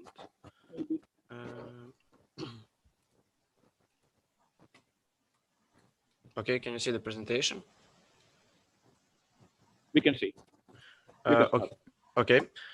Hello everyone, I'm Nikola from Serbia, and I did my scientific project in Petnica Center at the Department of Computer Science, and my project was called Comparison of Epidemic Simulation Efficiency on the Central Processing Unit and the Graphics Processing Unit. So first of all, I want to explain the simulation model that I used for my project. And one important thing to mention is that the model wasn't the key thing of this project, but the optimization for the hardware and analyzing the hardware, not the exact model. So my model was based on the susceptible, infected, recovered epidemic model. Basically, we have 4 sets. Susceptible set, that is the set with people who can get infected. If they get infected, they move to the infected set where they're infected for some amount of time and they can pass the disease to other people. If they die, they move to the deceased set and they are removed from the simulation, and they can get recovered, meaning they get immune for a certain amount of time, and after that they become again susceptible and they can get infected again. So every simulation had to have some data prepared. First thing I did, I generated agents or the people of my simulation. After that, I assigned every agent some home where they live, and by that I created families. And after that, I assigned job location to every agent, where the agent would go every single day. And after that, I affected the agents or created so-called initial cases. And from these agents, the epidemic would spread to other agents. So these are the key parameters of my simulation: probability of getting infected, probability of dying if infected, number of interactions between agents, immunity period in days, how many days somebody is immune, and infectious period, meaning how long somebody is infected and can pass the disease to other people, and work hours, meaning how many hours somebody spends on their work. These parameters, I didn't focus so much on these parameters. I tested them and tried to see which ones produce the results that made sense, but I didn't really. This wasn't so much the focus of my project. I want to briefly explain the simulation timeline. So every single day, every agent goes to their job location and spends some time there. After that, some agents after work will return home, and some will go to popular locations. This is also the parameter of the simulation, meaning how many people will go home, and the percentage of population, how many people will go home, and how many will go to these popular locations like restaurants, cinemas, and cafes. And after that, the agents that were on the popular locations, they will return home after some period of time. So execution of hardware. First thing I did, I executed simulations on the CPU, and this is some simple schematic. We have the CPU, which communicates with memory of the system or RAM, and the CPU can read the data from RAM and modify it and write it in memory. And So how did the CPU exactly do the simulations? We have some block of commands, and the CPU basically did one command after the other, meaning one core of the CPU was used for every simulation on the CPU. And that's basically how the simulations were executed on the CPU. Next thing that I want to talk about is the GPU. First thing I did, I used the CPU for the simulations on the GPU. What do I mean? I used the CPU to generate the data for the GPU. So the GPU will get the same input data as the CPU. After that, I had to send the data from memory of the system to memory of the GPU or video RAM. And there were two ways to do this. First way to do it is to send data one after the other. And that proved to be very inefficient and slow because this link that connects memory of the GPU and memory of the system is very slow. So sending data when the GPU requests, for example, is very inefficient. I just decided to generate the data in memory, in system memory, and send it in bulk or in one to the GPU. After the GPU receives the data, it modifies it and uses it to simulate epidemics. And after I get the results from the GPU, I return it back to the memory and I read the results. So how did the GPU exactly perform these simulations? The GPU, in difference to the CPU, performed it in parallel. So this is the key thing that separates the GPU from the CPU. And that's the reason I use the GPU, because the GPU can do some tasks in parallel and can be better in some situations than the CPU. So what are the results of my project? The first thing I did, I wanted to see the difference in predictions between the CPU and the GPU. So how did I get these differences? I took the prediction from the CPU and subtracted the prediction from the GPU to get the absolute difference, and divided that with the prediction from the CPU, and got these so-called relative errors or relative differences.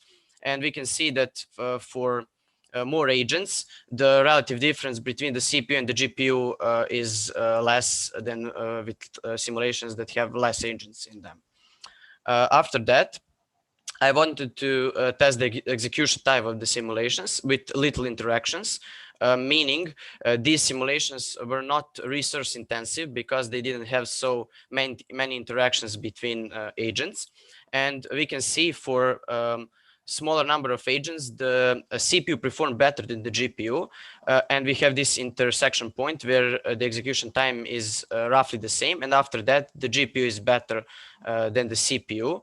And one thing to mention, we have this inflection point before the graph is a little bit steeper, and after that the graph of the GPU grows slower than the CPU. And how do we analyze this? Basically, with less agents, the GPU was not used entirely, and the more resource intensive the simulations get, the more GPU gets used, and in that it becomes more useful. After this, I decided to increase the number of interactions to create even more resource intensive simulations.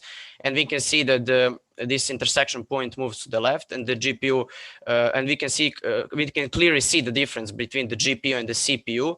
Meaning that, for example, for 35,000 agents, the GPU is way better than the CPU. But for less agents, the CPU still performs. One core of the CPU still performs a little bit better than the GPU. So, what are the conclusions? Resource-intensive simulations, meaning in simulations with more agents in interactions, perform better on the GPU. Not so resource-intensive simulations, meaning less agents and interactions, perform better on the CPU. But I think that these simulations that don't have so many agents can also be optimized for the GPU. But I didn't do this in this project. And last thing to mention is increasing the number of agents in simulation decreases the relative difference between the prediction for the CPU and the prediction for the GPU. Thank you for your attention. I want to thank everybody at Petnica and my mentor, Stefan Ožinić. Thank you for your presentation. Questions? Yes. Thank you. Tell us in more detail about your model of epidemic model. Yes, I explained it. What do you mean in detail? Do you mean in... Maybe you use some formulas or something. Yes, it's the first... Show us these formulas, please. I didn't focus on the formulas, but this is the main mathematical model with 4 sets where people move from one set to other. It's a SIR model. It's one of the basic, the most basic models, but I don't have any formulas to show here, if you mean by that. Maybe you can. Which tools did you use for your model? You said about CPU and GPU, but what did you use? Yes, I used C++ programming language to program my simulations for the CPU, and I used an OpenCL. It's a computer library for programming on the GPU to adapt these algorithms, this algorithm for the GPU, if you mean that those were my tools. Okay, and which approach did you use for your model? Is it process approach, eventual? It's a process approach, I guess, if you mean like that. Okay. Okay, thank you for your presentation and thanks for the question. We have to move to our next participant, Ashishanath Singh and Anshu Samir Dani from United Kingdom. And I remind you of our time limits, maximum 10 minutes on the report and 5 minutes on Q&A. Okay? Yeah, okay. Yeah. Are you able to hear us? Just to clarify. Okay, perfect. Is my screen visible now with our presentation? Okay. So, hello, I'm Ashish Singh. And I'm Anshu Dani. And we are both from the United Kingdom in grade 10, and we're very excited to present our project of universalizing leading healthcare budgeting systems with machine learning, a step into the future. To begin with, our principal objective is to extrapolate the data that leading healthcare systems incorporate in order to allocate funding to areas, i.e. by taking the population and hospital beds. Therefore, we can apply this system with less advantaged countries and poorly funded countries to improve their healthcare funding process. This targets a key issue faced across the globe by countries of varying economic backgrounds. For example, the USA has the largest healthcare budget globally as a percentage of its GDP, yet still is not accredited to have the strongest healthcare system. We believe this provides sufficient evidence that allocation of healthcare funding is extremely important for healthcare in a country to flourish. Perhaps even to the point at which less economically developed countries could advance significantly further with optimal healthcare funding allocation. Consequently, it targets an essential sector of society, particularly in light of the widespread implications of the current pandemic COVID-19, which may have been largely better handled had funding allocation been optimized. We utilize linear regression analysis to estimate how much to allocate to these areas as a percentage of the government's decided budget, trading from a dataset compiled from a leading healthcare system, Canada. This architecture included supervised machine learning, or more specifically, a recurrent neural network, as well as a GUI for the user to visualize the model's predictions.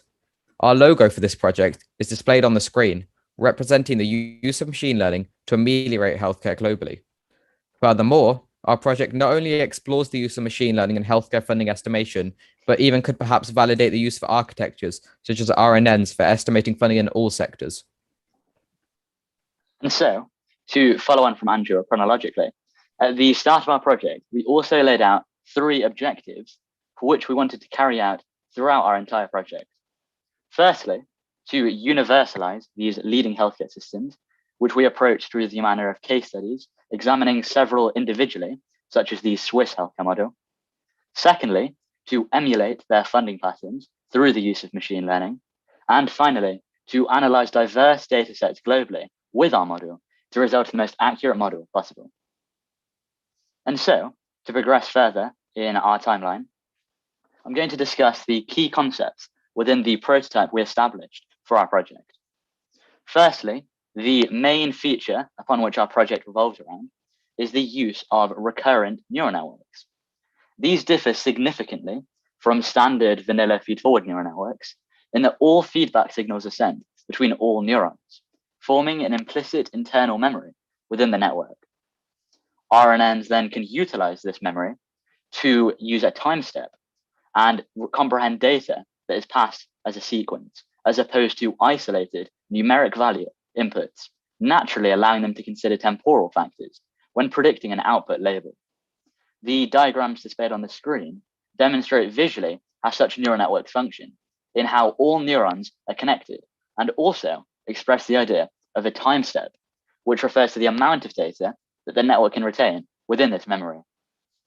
Consequently, we chose to adopt an RNN architecture within TensorFlow to successfully train and make predictions on the funding that areas should receive, using the dataset Anshul mentioned of Canada's funding allocation between its 13 territories.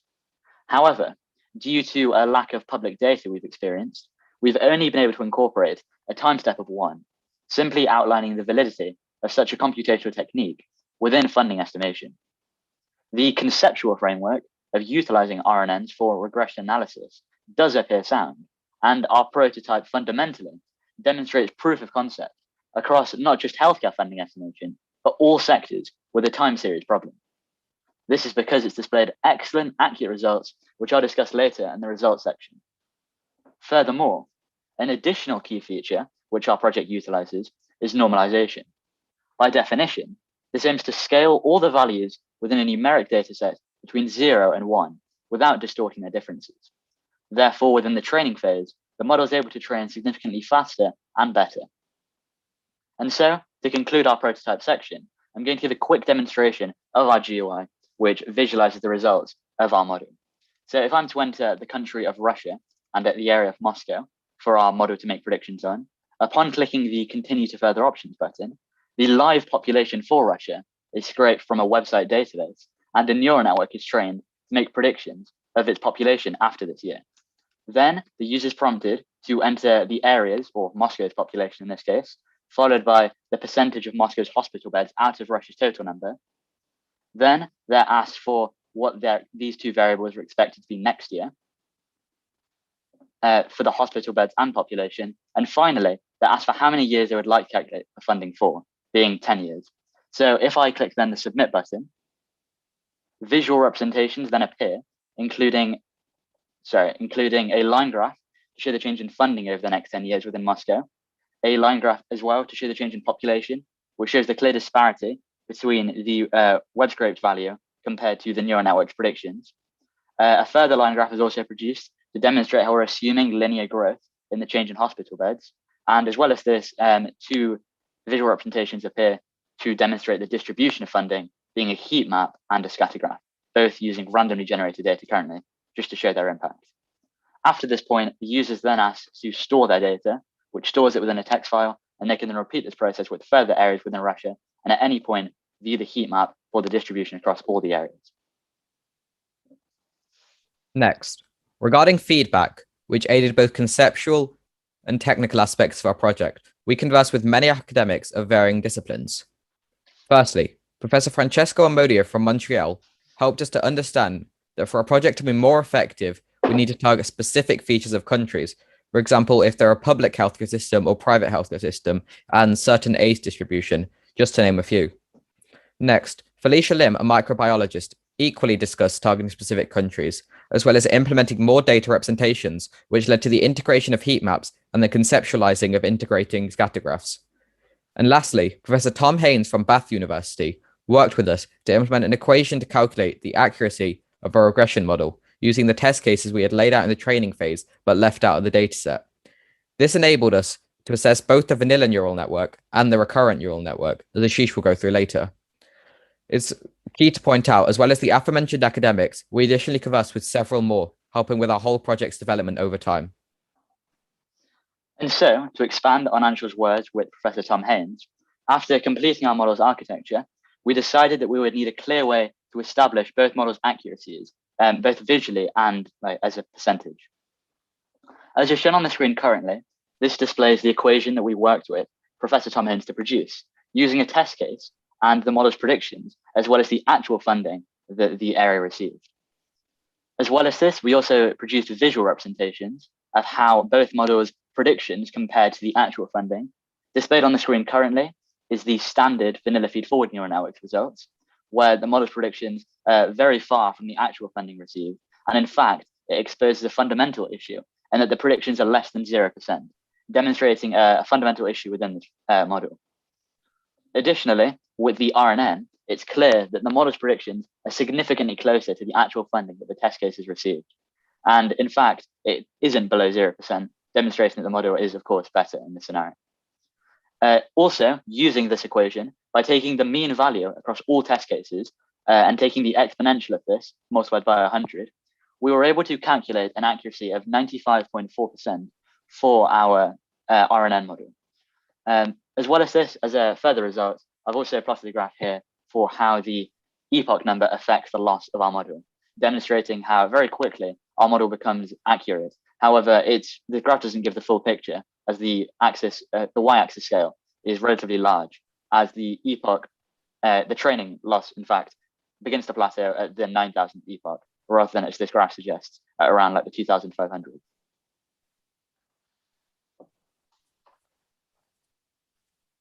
And lastly, to conclude, various of our future goals include incorporating more diverse test cases, for example, the countries that are shown on the screen, excluding Canada, of course, experimenting how our model would function globally.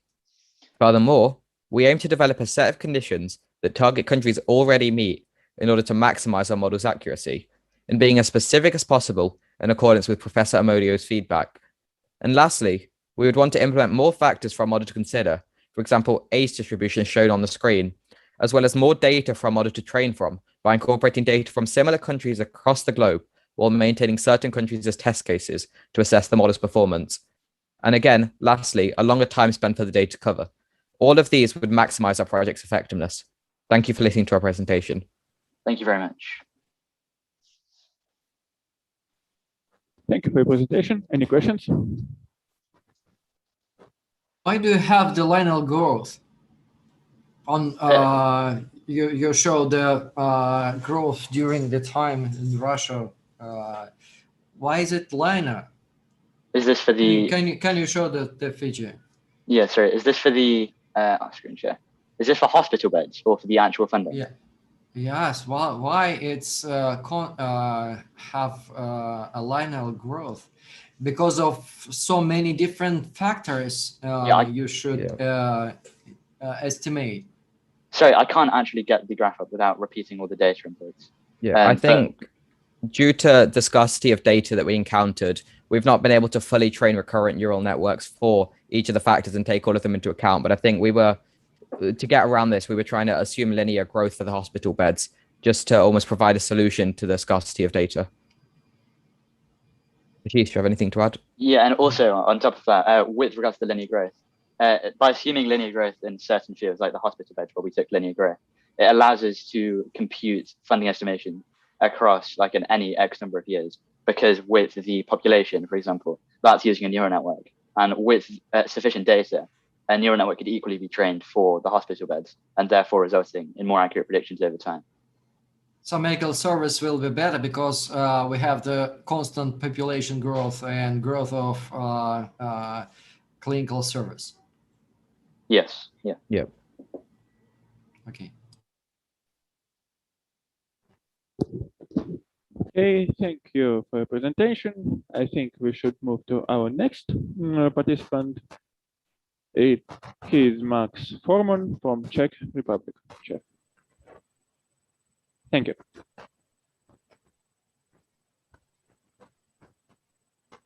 Hello, we can see you. Can you see my screen? Yep, now we can see.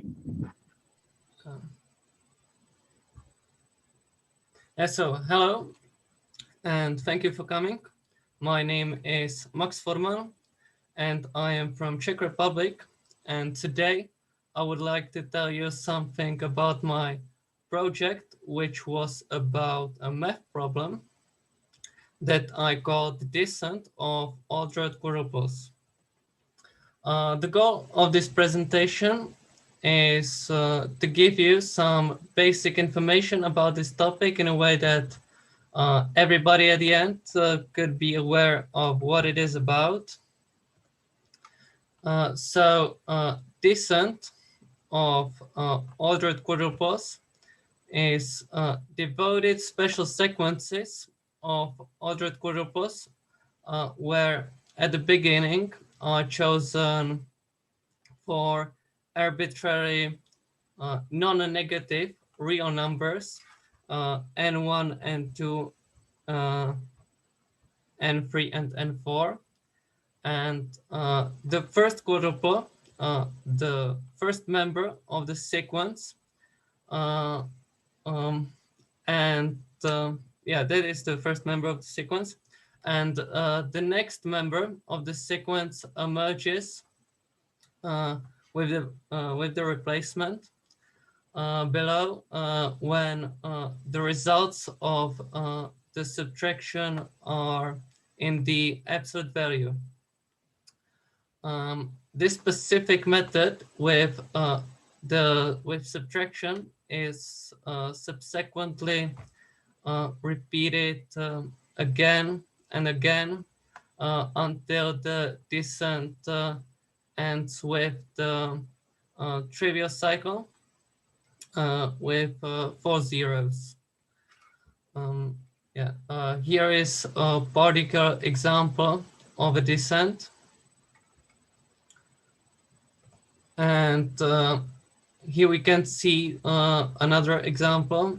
And we also can see that if we count with irrational numbers, it can end in the trivial cycle as well.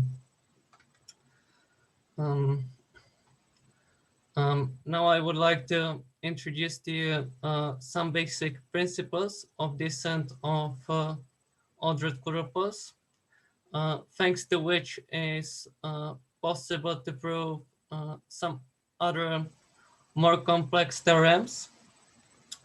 For example, the biggest element cannot increase or during the descent, or if the quadruple is multiplied by a number bigger than 0, then it has no effect on the height of the quadruple, and some other principles. Now I will move to some more complex findings, and one of the most important findings was by the quadruples that there emerges no other cycle than the trivial one with 4 zeros. And because the biggest element cannot increase during the descent, so when we are counting with natural numbers, it is just a matter of time till we get the trivial cycle.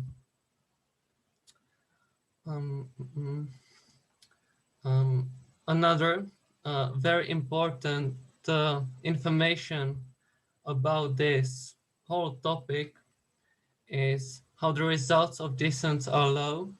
So here you can see the statistic with 500 results. When you count with arbitrary numbers, it is almost impossible to find a descent that is higher than 10. So my next goal was to find as high descent as possible. And the result was the first quadruple that consists of the power of Fibonacci constants, and this quadruple has endlessly high descent. The proof of it is quite simple too. How I said at the beginning of this presentation, when a quadruple is multiplied by number bigger than 0, the height of the descent doesn't change. And as we can see on the second quadruple, the quadruple is same as the first one, but multiplied by the Fibonacci constant -1. So this is the basic of the proof. Now I will move to the second part, and that was the derivation of the highest possible descent. Firstly, I derived the first equation that says that if any quadruple, if any combination of addition or subtraction of elements of the quadruple equals to 0, then exists a quadruple above it.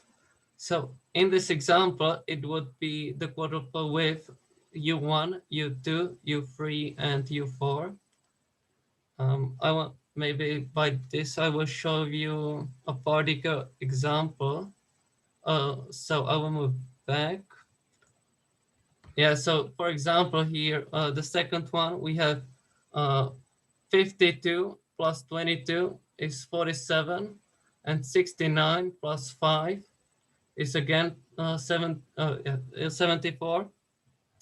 So when you subtract these numbers from each other, it is 0. So we know that there is a quadruple above it, which we can see that there really is, the one with 16, 85, 33, and 11. So I'll move back. Yeah. So from the first equation, I derived the next one, thanks to which it's possible to count limitlessly high descent. So particle numbers of a quadruple. By this example, it would be of U1, U2, U3, and U4. Yeah. Yeah. So to conclude this presentation, I would say that descent of Aldridge quadruples looks quite simple, but to find the solution, so very high descent, doesn't have to be necessarily easy for everybody. And at the end, it is possible to find about it more than it looks like at the first sight. However, to be absolutely honest here, I'm presenting this project because of its originality, and that I found out this information myself. But a few weeks ago, one professor that I worked with found out that most of this information have already been described, and they are called Duchy sequences. So although it is true that I haven't found any resources about these equations, thanks to which it's possible to derive an endlessly high descent. Yeah. So that is all from me, and I thank you for your attention. And if you have any questions, I will be pleased to answer them.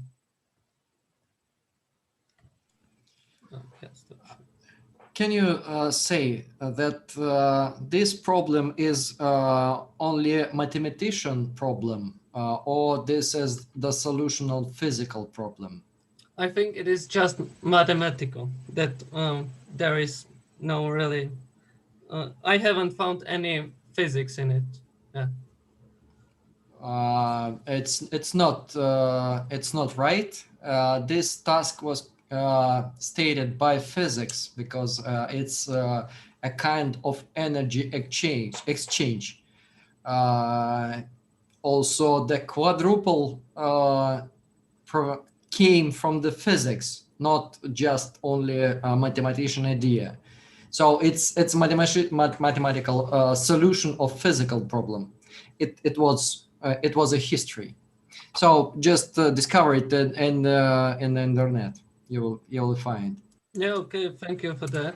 I didn't know that. That's interesting. What do you think about any application of your research? Well, honestly, I don't see that much. I don't see any possible how it could be used in practice. But it is just I see in it just a beauty of math. Yeah.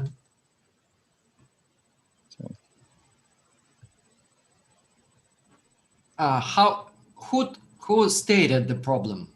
Why you do this? This work. Well,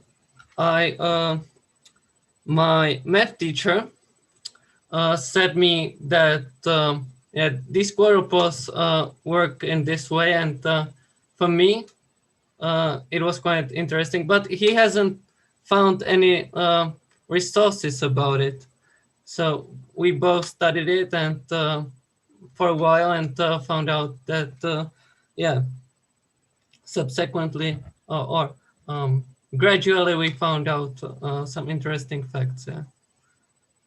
But as I said, as I mentioned, the Duchy sequences, I think that they are not usually describing the quadruples, but the n number of the elements. Yeah.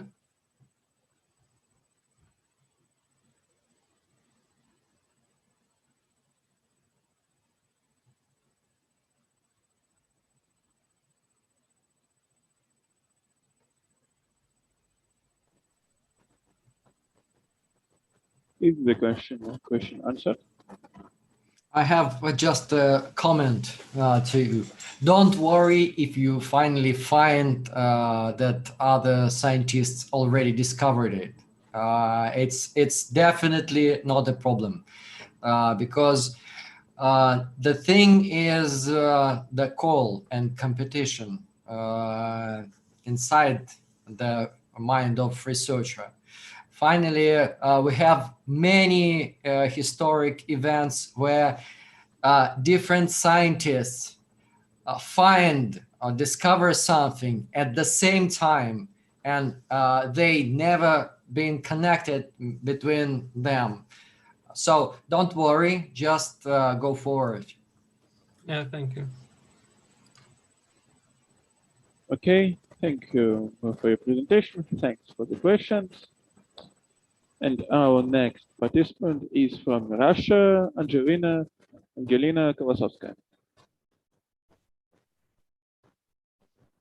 Hello? Hello? Can you hear me? We can hear you, we can see you. Okay. You can start. Hello, dear jury members and conference participants. I'd like to draw your attention to the work on the topic development of the matrix calculator on FBA. Nowadays, we often hear and use the word matrix. What is the first thing that comes to mind when you hear this word? Some people remember the well-known film with the same name. Others think about the laptop matrix, the main component of the screen. In our work by matrix, we mean a mathematical object, which is a set of ordered numbers. These numbers are usually written in the form of a square or rectangular table, over which you can perform various operations. In physics and other applied sciences, matrices are a means of recording data and transforming them. In programming, matrices are used in writing programs. They are also widely used in technology. So matrices are a very important mathematical tool that allows you to solve many problems from systems of equations to supply optimization. However, due to the large quantity of numbers, it is a very time-consuming task to carry out calculations with matrices manually. Therefore, we decided to use the help of a computer. The purpose is to create an IPA program with which it will be possible to easily perform various operations on matrices, such as finding the max and mean elements of a matrix, the product of a matrix by number, transposition of a matrix, the sum of two matrices, the product of two matrices, finding the determinant of matrix, and search for the inverse matrix. To create a program that recommends a particular choice of strategy in statistical games, and a test part to test knowledge on the topic, matrices, and operations on them. To achieve this goal, we need to solve the following tasks. They are presented on the screen. In mathematics, all matrices can be divided into square and rectangular. If the number of rows coincides with the number of columns, then such a matrix is called square, otherwise rectangular. The product of matrix by number. To multiply a matrix by number, you need to multiply each of its elements by this number. Only matrices of the same size can be added. The addition of A and B matrices is the operation of finding C matrix, all elements of which are equal to the pairwise sum of all corresponding elements of A and B matrices. The example you can see on the screen. Matrix transposition. Matrix transposition is an operation on a matrix when its rows become columns with the same number. If a matrix is Mn matrix, then transpose matrix is Nm. The product of two matrices.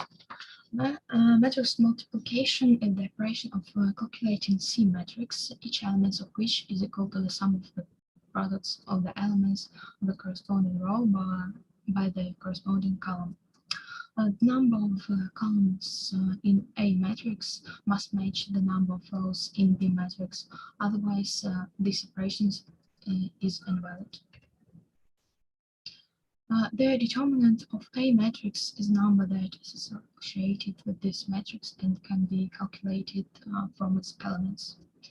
The example is on the screen. The matrix is called the inverse if multiplying by it both from the right and from the left, the unique matrix is obtained. For a square matrix to have the inverse, it's necessary that its determinant is not equal to 0.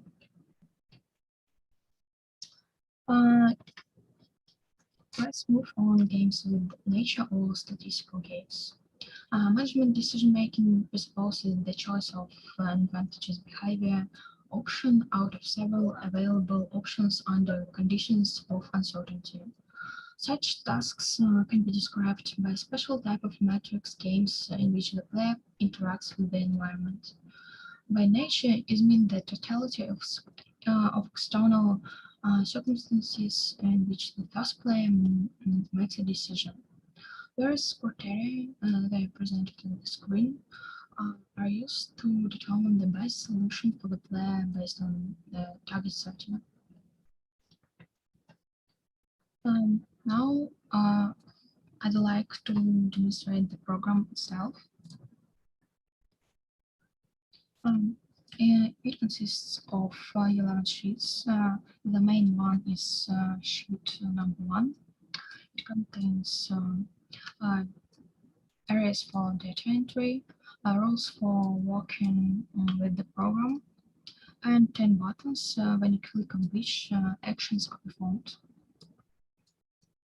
To get started, the user needs to familiarize himself with the rules and then fill in the fields for entering data.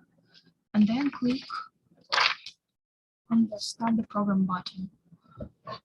After that, you have to enter the number of rows of the first matrix and the number of columns of the first matrix, and do it with the second matrix. After that, you can click on any button and see the result. For example, let's find the max and min elements of a matrix. You can see that these are the numbers 9 and -1. Also, you can clean it. Or find the product of the matrices. The inverse matrix looks like this. The product of matrix by number in this way. We can also transpose the matrix or find its determinant. This number is 197. Or find the sum of two matrices. In addition, there is a button theory, which summarizes all the theoretical material of this topic in a concise form.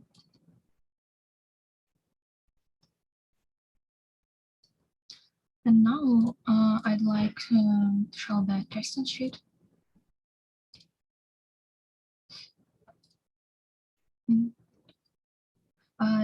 On it, you can test your knowledge in the field of matrices and operations on them. It consists of 10 tasks. To get started, you need to click on the Start Testing button. This way, the matrices generated randomly, so the probability of solving the same task is very small. Then you have to proceed to the tasks. Answers should be written in the appropriate fields for data entry. After you finish, you need to click on the Finish Testing button. If your answer is incorrect, then it will be colored red, and the number of correct answers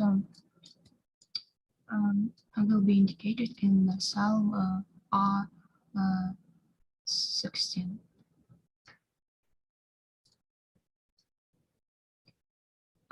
Now, for clarity, I'd like to consider one example. Let the farm grow cabbage, and the farm, like nature, has 3 strategies. You can see them on the screen. We have been given a payment matrix, and it's necessary to determine the most profitable strategy for the farm. This matrix must be transferred to the area for data entry, and then click on the Start button. Enter the number of rows and the number of columns.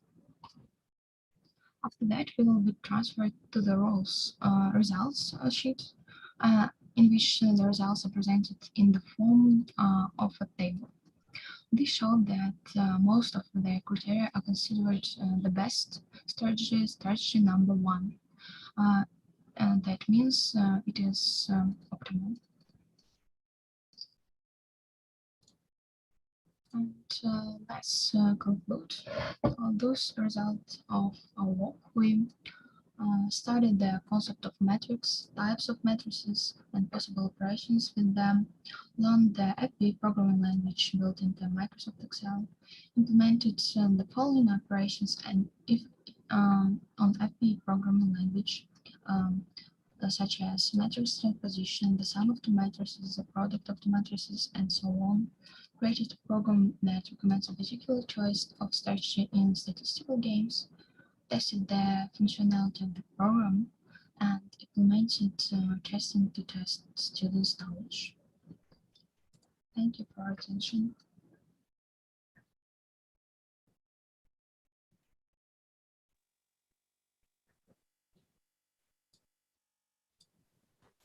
Thank you for your presentation. Any questions? Angelina, hello. Hello. I have a question. Why are you using embedded VBA language? We decided to use VBA language because it is built into Office applications, and VBA code programmer can be stored inside these applications, inside the documents, and it is very convenient.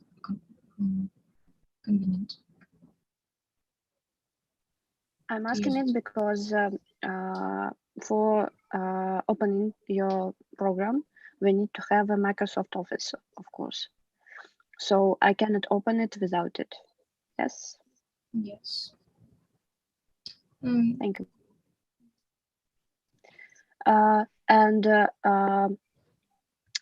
Do you have plans about improving? Yeah, I'd like to increase the size of such operations like find the determinant, finding the inverse matrix, and the product of two matrices, because this program can do these operations only with the 3x3 matrix and 2x2 matrix. Thank you very much. Angelina, could you show us code? Okay. Some example of code that you written. For example,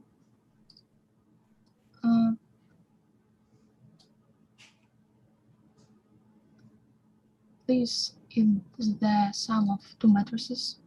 You can see that.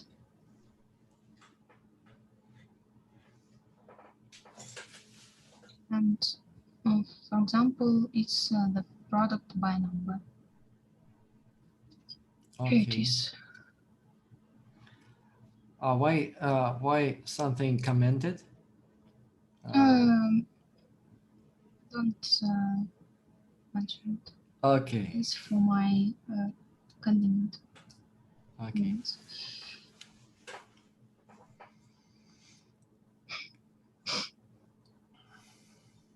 Thank you. Yep.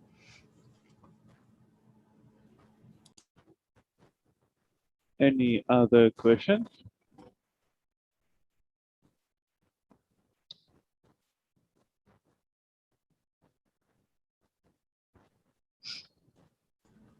Thank you. Okay. Thank you for your presentation. Thanks for the questions. I think we can move to our next participant, Seren Sevair from Turkey.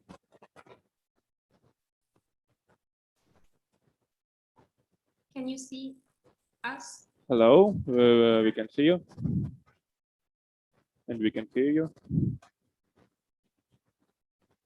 Can you see the presentation? Yes, we can. You can start. Okay.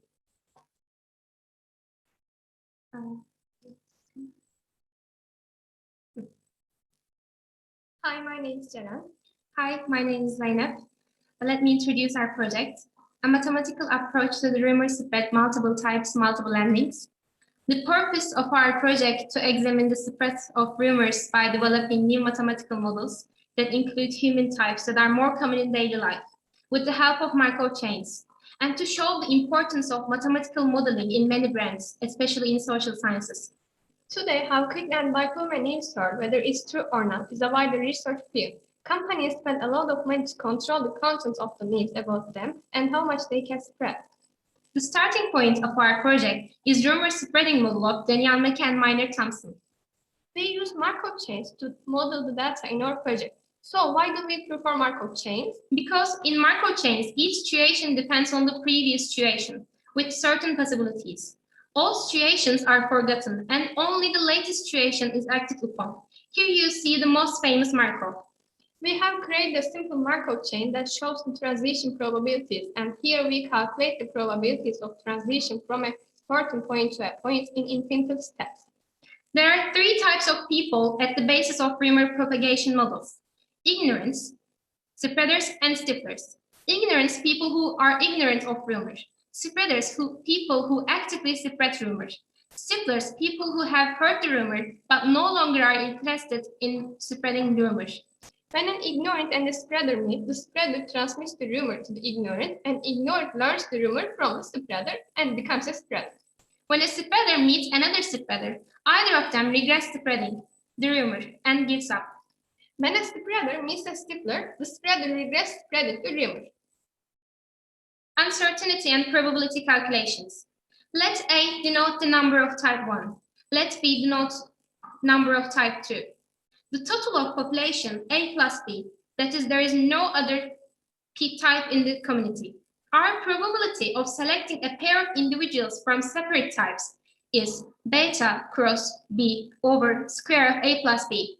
While calculating the probability of encountering the same types, since the same person cannot be selected twice, the probability will be beta A cross A minus 1 over square of A plus B.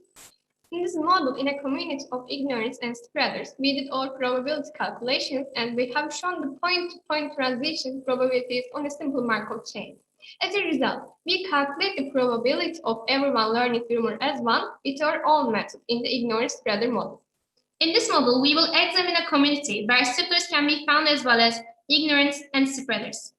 I would like to talk about triangle models we developed. We can express a group of 2 ignorants, 1 spreader, 0 stiflers with 2-1-0 ordered trio. There is only one type of interaction that can happen in the first place. An ignorant and a spreader meet. The ignorant decreases and the spreader increases by the red color coded interaction. The situation that starts with the ordered triple 2-1-0 ends with 1-2-0. If the interactions are continued, the triangle model UC is obtained. We use Markov chains to show this probability distribution, and we calculate the probability of rumors spreading to 0.5 by that developed. Consequently, in the ignorance spreader model, the rumor was spreading with 1 possibility. However, in this model, the probability of spreading of the rumor and the stifler added to the environment decreased by 50% to 0.5. The final state probabilities are as stated in the table. We actually worked on a lot of models, but here we will talk about our models with most striking results. In the multiple rumor models we have created, the principle that different types of rumors cannot be spread among people with equal probability, apart from other models in the literature, is based on the principle that one of the rumors that exist in the environment is named as the dominant rumor, and other as recessive rumor. For example, while coronavirus rumors are the dominant rumor, the rumors between the neighborhoods are recessive rumors. In our models, those who spread the dominant rumor are called dominant spreaders. Those who spread the recessive rumors are called recessive spreaders. Other members who complete the group are optional, ignorant, and stiflers. Unlike the Mackey-Thompson model, in our first model, we added recessive spreaders to the community instead of stiflers. The interaction that makes the model different is that when a dominant spreader meets the recessive spreader, the recessive spreader hears the dominant rumor, which is more interesting than itself, and now begins to spread the dominant rumor. After calculating each of the transition probabilities correct in our triangle model, we inserted the same data into the Markov chain. And as we can see, there is only one point at which the rumor stops moving, the 0 for 0 point. As a result, in a community of ignorant, dominant, and recessive spreaders, the probability that anyone will be the dominant spreader is 1. However, the biggest difference of this model is that with the new rumor released in the environment, the time for the whole community to hear the dominant rumor is prolonged. For example, by extending the time to spread an unwanted rumor to the whole community in large companies, time can be saved and there's a chance to reflect on existing finishing solutions. In our second model, different from our previous model, we created a community where stiflers can be found as well as ignorant, dominant, and recessive spreaders. There are 4 types of people in this model. By examining how these people behave in the response to rumors, we calculate the probability of reaching intermediate and end state points in the Markov chain. We show the results in the tables here. So what did this model show us? In the ignorant spreader-stifler model, we calculated the probability of spreading of the rumor to the whole community as 0.5 with the method we developed. In this model, we released a new rumor into the environment. We observed that the probability of the right rumor spreading to the whole community decreased by 66% to 0.17. Thus, it has been proven that the best way to prevent rumor in population of 4 is to introduce a new rumor.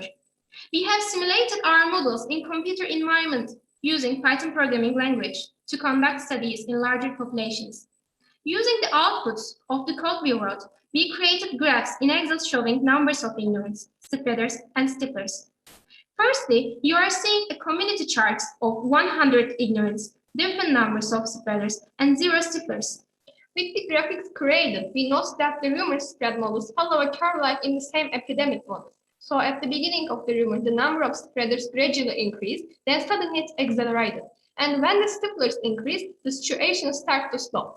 After the rumor spread enough, we observed that the top of the curve plateaued and eventually reached the 0 point. In addition, we saw another important point common in the graphics. In order for the rumor to the peak and decline, near 50% of the society should hear the rumor and be a spreader. What happens to the old rumor when a new rumor is added to the seed?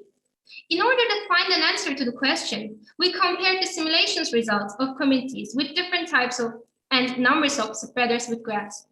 On all 4 graphs, we noticed that as the number of recessive spreaders joining the community increased, the point at which the dominant spreaders peaks was pulled down. In other words, while the new rumor added to the environment prevented the dominant rumor from spreading immediately, it created time in the first stage in order to stop the rumor. As a result, the argument that the best way to prevent the rumor is to raise a new rumor, which we have made as a result of our previous investigations in a population of 4, has become definite for large societies. While we were doing our research, we also coded a similarity of rumor models with epidemic models here. The purpose of rumor models is not to produce a solution to the existing situation as in the same epidemic models, but to examine the progress of the rumor and to evaluate at what point it will peak and at which point the decline will begin. Because if we know how rumor spreads, it will be so easy to control it, stop it, or use it or advance it. These are recommendations for future studies. Thank you for listening, guys.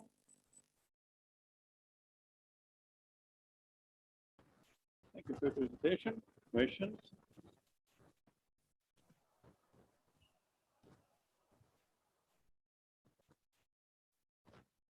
Anyone? Did you use Python? Did I see it correct on your? Yes. What tools did you use for your model? Yes, we did. And okay, and did you use some libraries, some tools from? Could you please repeat? Did you just develop your model and just run it, or did you use some tools, libraries, something from? No, we just others? For our models. Just your model and run it. Yes. Okay, thanks.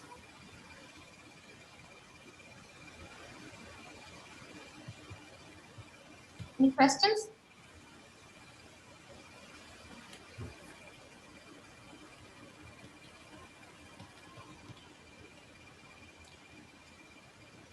One second, we have lost our one expert. Is reconnecting.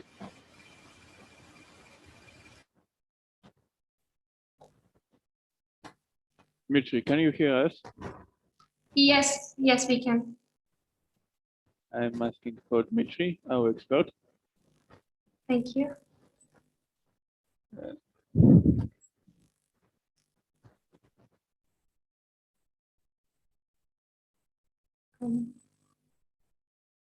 Can you hear us? Because we can't hear you right now. Yes, we hear us.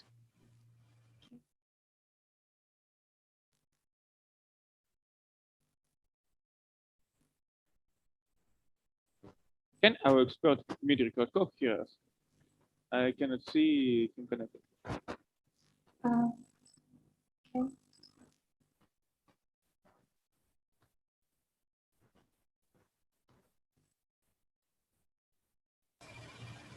By the way, do you have plans to develop your model?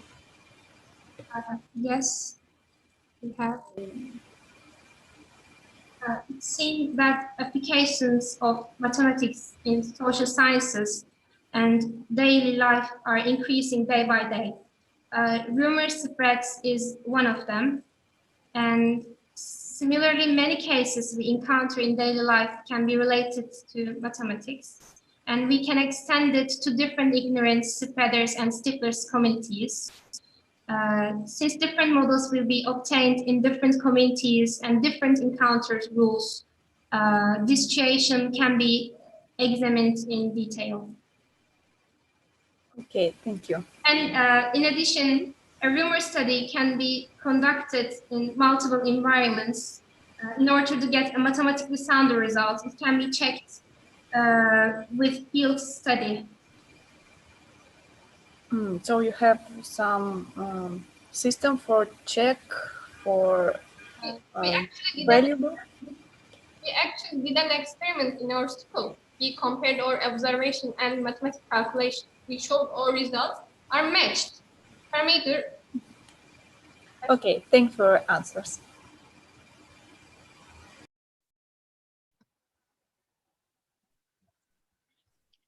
Rumor is also psychological concept.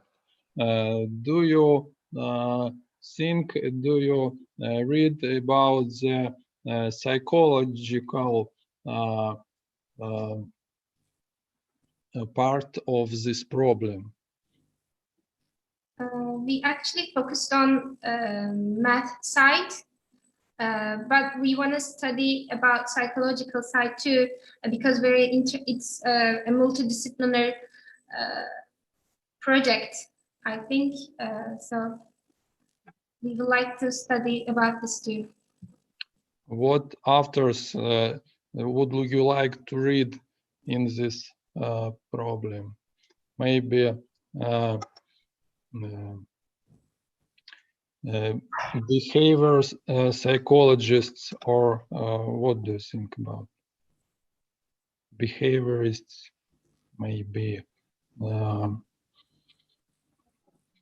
Freud or something.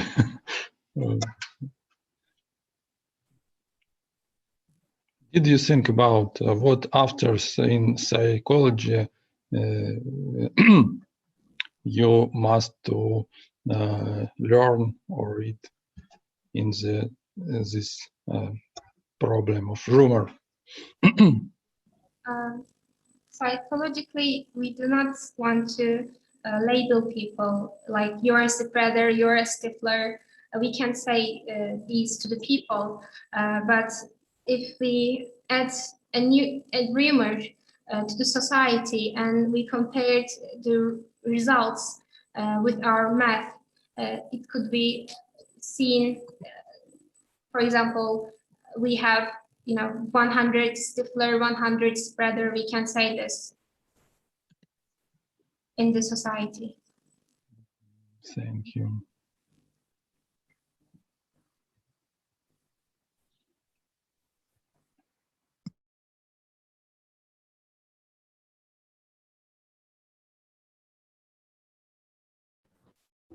Okay, thank you for your presentation.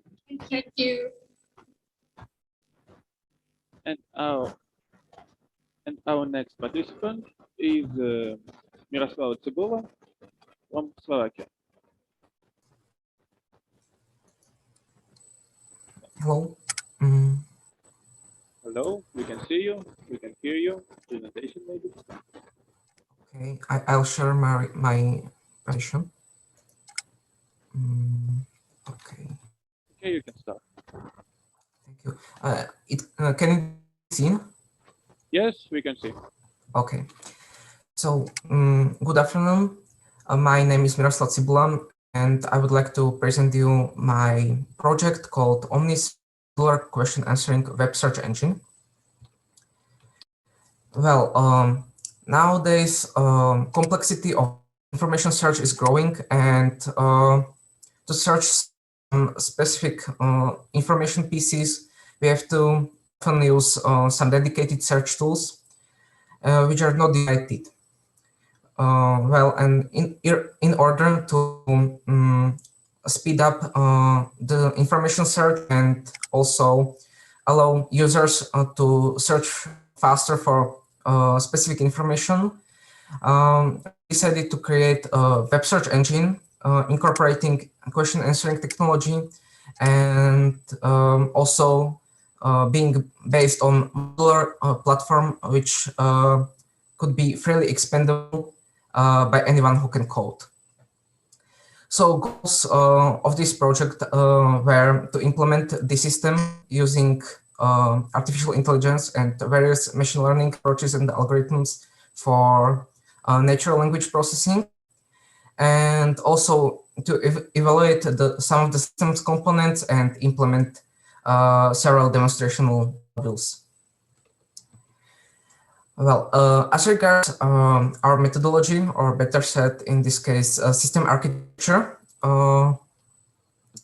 to ensure some modularity of the system, we had to create a set of algorithms, special algorithms we call routers, which are responsible for selecting a specific module to process the question or request.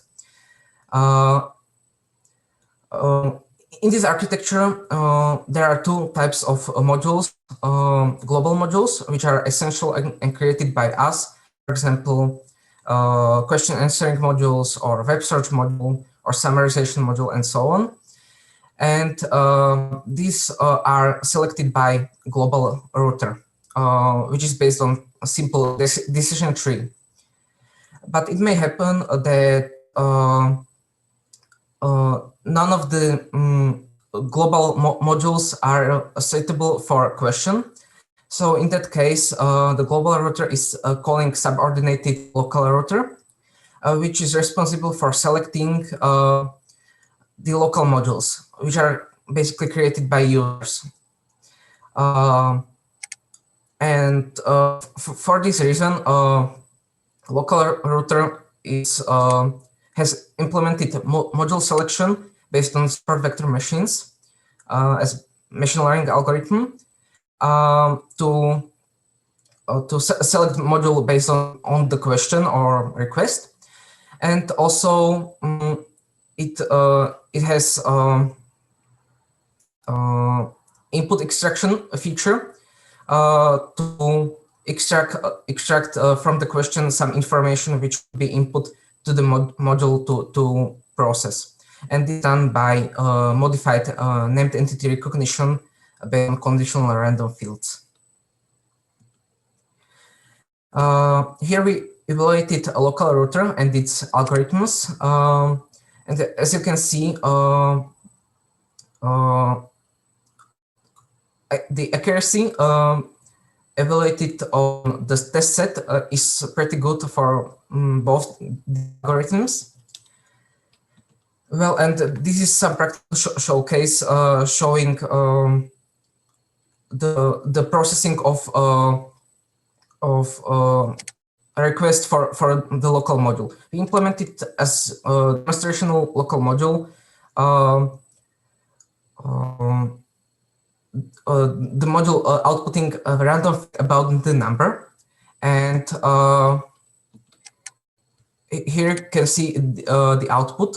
Basically, global router was not able to find a global module to use, so it called local router to find some module, and this one was selected based on the question.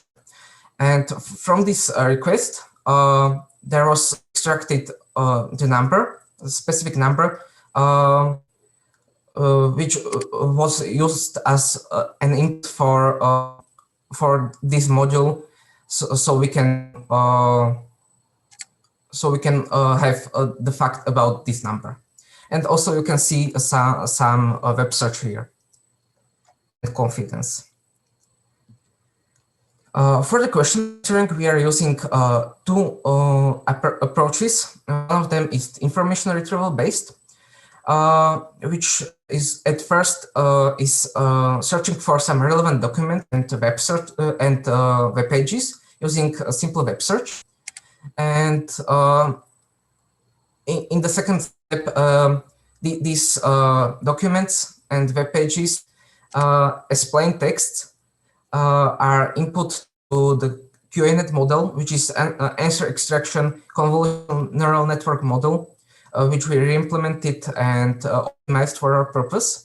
And this model basically reads with comprehension through this plain text and selects the answer. And the second approach we used is called knowledge-based question answering, which is dealing with knowledge bases, which are basically graph databases containing some facts and being connected through semantic web. And for this, we are using external system called QAnswer, which is translating the question to the database query, which we use then to query these knowledge bases and extract some particular fact or answer. We also did model evaluation, QNet model evaluation during the training, as it's being a machine learning model or neural network model. And as you can see, at the end of the training, the model has reached 0.85 score of F1 composite metric, which is pretty good. And this is some showcase, practical showcase of the question answering. For example, if we have this particular question, where was Albert Einstein born? This is the output, where we can see an answer, some web search, and some summary generated by our summarization model, also using knowledge bases as databases of facts. So in conclusion, in this work, we are proposing a novel hybrid question answering approach, which to the best of our knowledge was not used before. And we are successfully implementing the whole system, evaluating several algorithms, and implementing some demonstrational local modules. Thank you for your attention.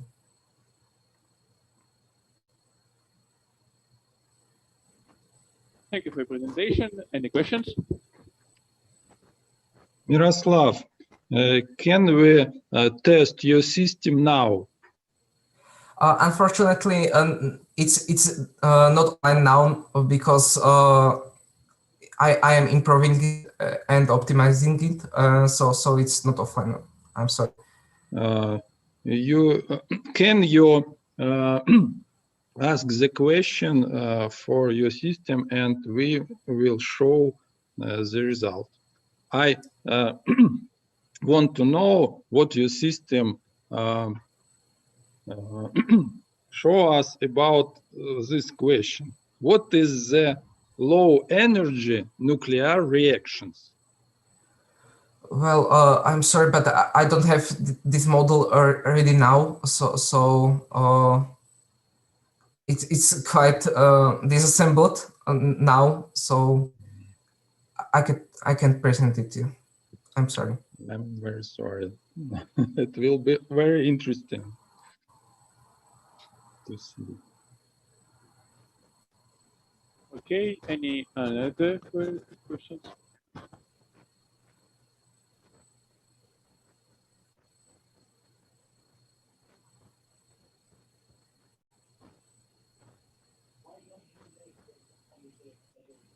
Mitchell, we cannot hear you. Your sound is very poor.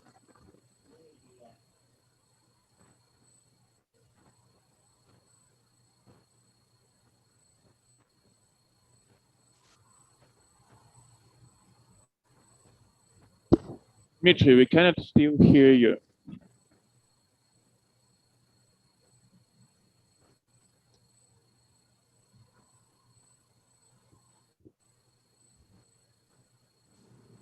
And now? Now it's better. Okay. Why don't you make it publicly available? Well, it is publicly available, but it's offline now because I'm improving it. So now it's not available, but it was, yeah. How much time it took to make it available again? Do you have a plan to do this, to finalize? Yeah. And in what time? Month? Half a year? Well, I think 1 month. Months, okay. Miroslav, can you Yeah. share the link with us? I can. In next time we will use maybe your system. Okay. Well, it's the web address is omnisqa.com. Maybe in chat. Yeah. Can you write it in chat? Thank you very much. Thank you. Thank you.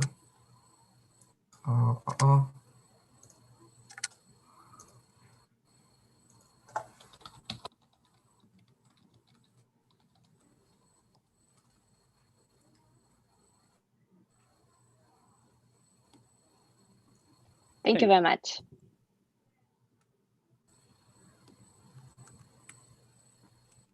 Any other questions? We have still time.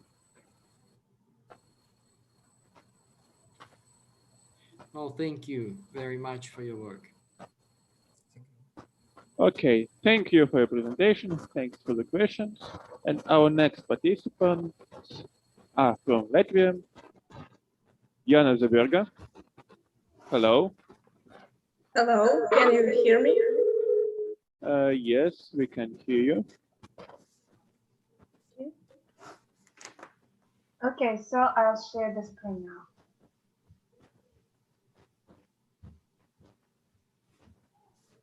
Can you see it? Yes, we can. Good. Hello, we're 10th grade students from Latvia, Alexandra Dubovska and Jana Zaberga. Our work is dedicated to the prevention of information leakage in social networks.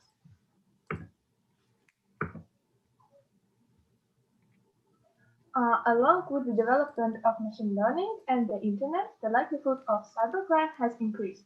Users themselves are to blame for leaks, publishing their personal information on social networks that are useful for scammers, such as photo of a ticket or photo of a car key. Anyone can access a person's luggage or visit a cinema on. I'm sorry, you're having sound issues. You're echoing. You have echo. Very strong echo. And now? Now it's better. Now it's better. Okay. Anyone can access a person's luggage or visit a cinema on their behalf when viewing a publication with ticket details. The authors believe that additional protection is needed nowadays, which will help control the security of published images and warn the user about the potential leakage of sensitive information. Aim of the work: develop software to protect people on social networks by warning users about potential sensitive information leaks.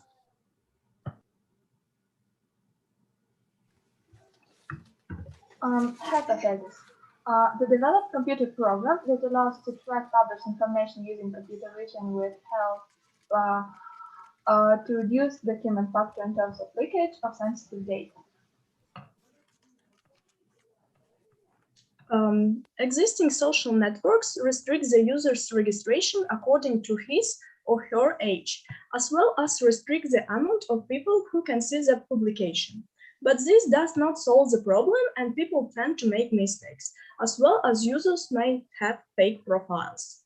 Such methods work as advertising tools and are not used for security.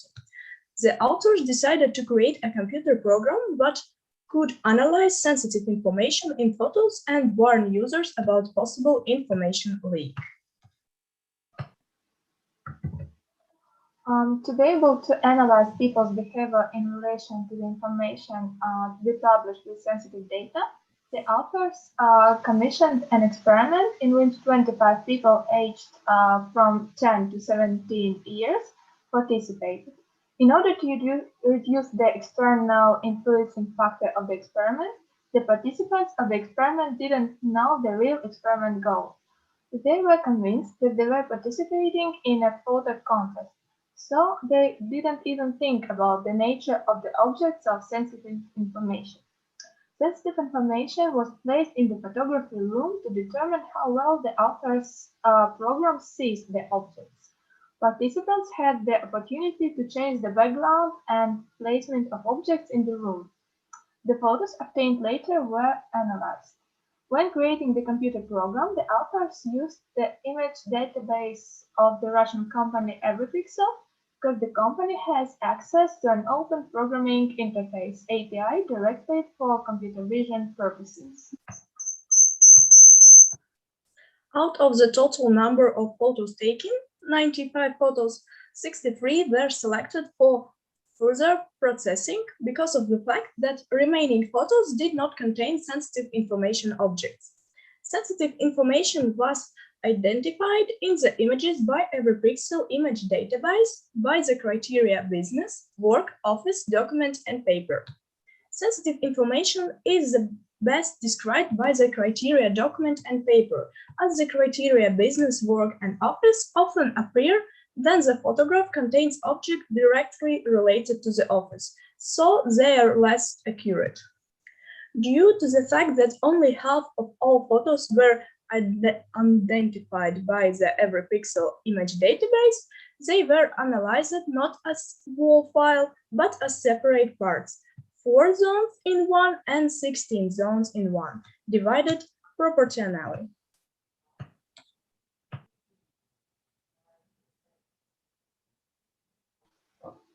So, after the analysis of the whole file, 52% of photos were identified. By dividing the photo into 4 zones, the number of identified photos increased to 78%. By dividing into 16 zones, 81%. Increasing the number of identified photographs proves the effectiveness of the method chosen by authors. The authors also analyzed photographs in 4 to 64 zones. However, cases when the accuracy of object detection increases are as common when a previously recognized object is no longer visible because the quality of the analyzed object is low or the analyzed area is too small compared to the object. After all, the authors conclude that the hypothesis was confirmed. Answering the first and second question of the research, the authors conclude that the existing protection methods cannot prevent the leakage of sensitive information completely. However, the experimental data show that the security system developed by the authors allows the identification of sensitive information leakage in 91% of all cases, analyzing photos after 16 zones. But taking into account that people often take multiple photos, sensitive information will be identified in at least one of them. That will make the person double-check the context of the photo. After dividing the photo into 4 and 16 zones, the image recognition accuracy increases and the number of redundant criteria recognition decreases. The changes were due to the disappearance of large objects. When dividing a photograph into 64 zones, the previously recognized object is no longer visible due to low quality. However, if the camera has a higher sensor resolution, then probably 64-zone analysis would increase accuracy. However, it was not studied in this work. The authors believe that the best way of using program is integration with social network data servers. After uploading the photo, objects are identified and the user is notified of a possible leak of sensitive data.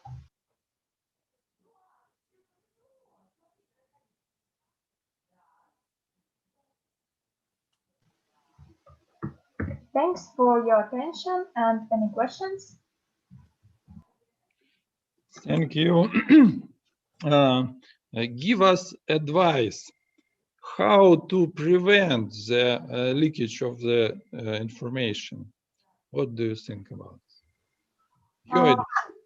Of course, you should always think about what you're posting online, and you should think twice before uploading something. However, now our program is not used widely, so only human beings themselves are responsible for what their profile contains.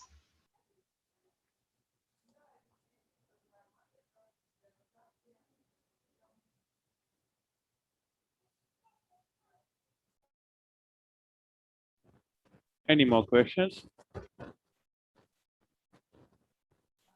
What do you think about next steps of developing your system?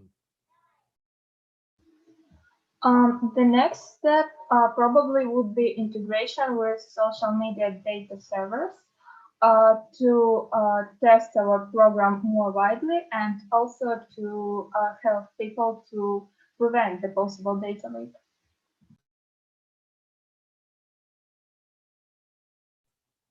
So anyway, there should be a service which hide or unhide information, because sometimes we are using documents to post this officially, but there is no way except the human opinion which document should be posted as is or should be hidden as a sensitive data leakage. If I understood your question correctly, because in one moment I couldn't hear you really well, the person would still be able to decide to post or not the publication, but at least the user would be warned, and it would help to prevent the potential accident. Yes, I think the good application is the notice before posting data that it could contain some sensitive data. Do you accept to do this? It could be kind of reminder, because anyway, there is no way except the human understanding the value of the part of the figures contains its sensitive data or not. Maybe this is the aim to post it, post the data, the picture or the document, and so on. So I think it could be some kind of automatic process by hiding, but as additional notice, helping people to avoid mistakes.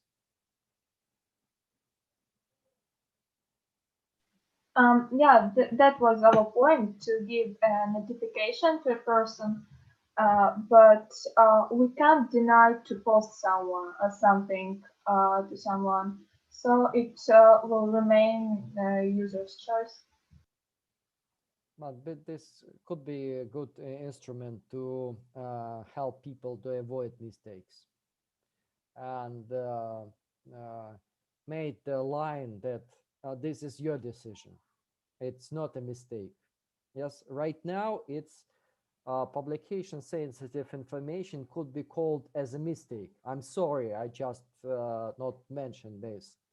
But if your program detect and force people to decide, this could be legal reason that you may post it by decision, not by mistake. It's intentional publication. So it's the line of crime, intentional or unintentional. And this could be the very valuable addition. I think so. Yeah, agree. Thank you. Yeah, thanks for your attention. Okay. Any other questions? Very good. Okay. This was they were our last participants on this day. It was a pleasure to facilitate this meeting. Thank you for attending.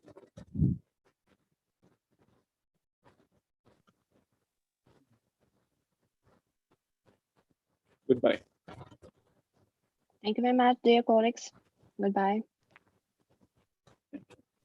Thank you so much. Goodbye.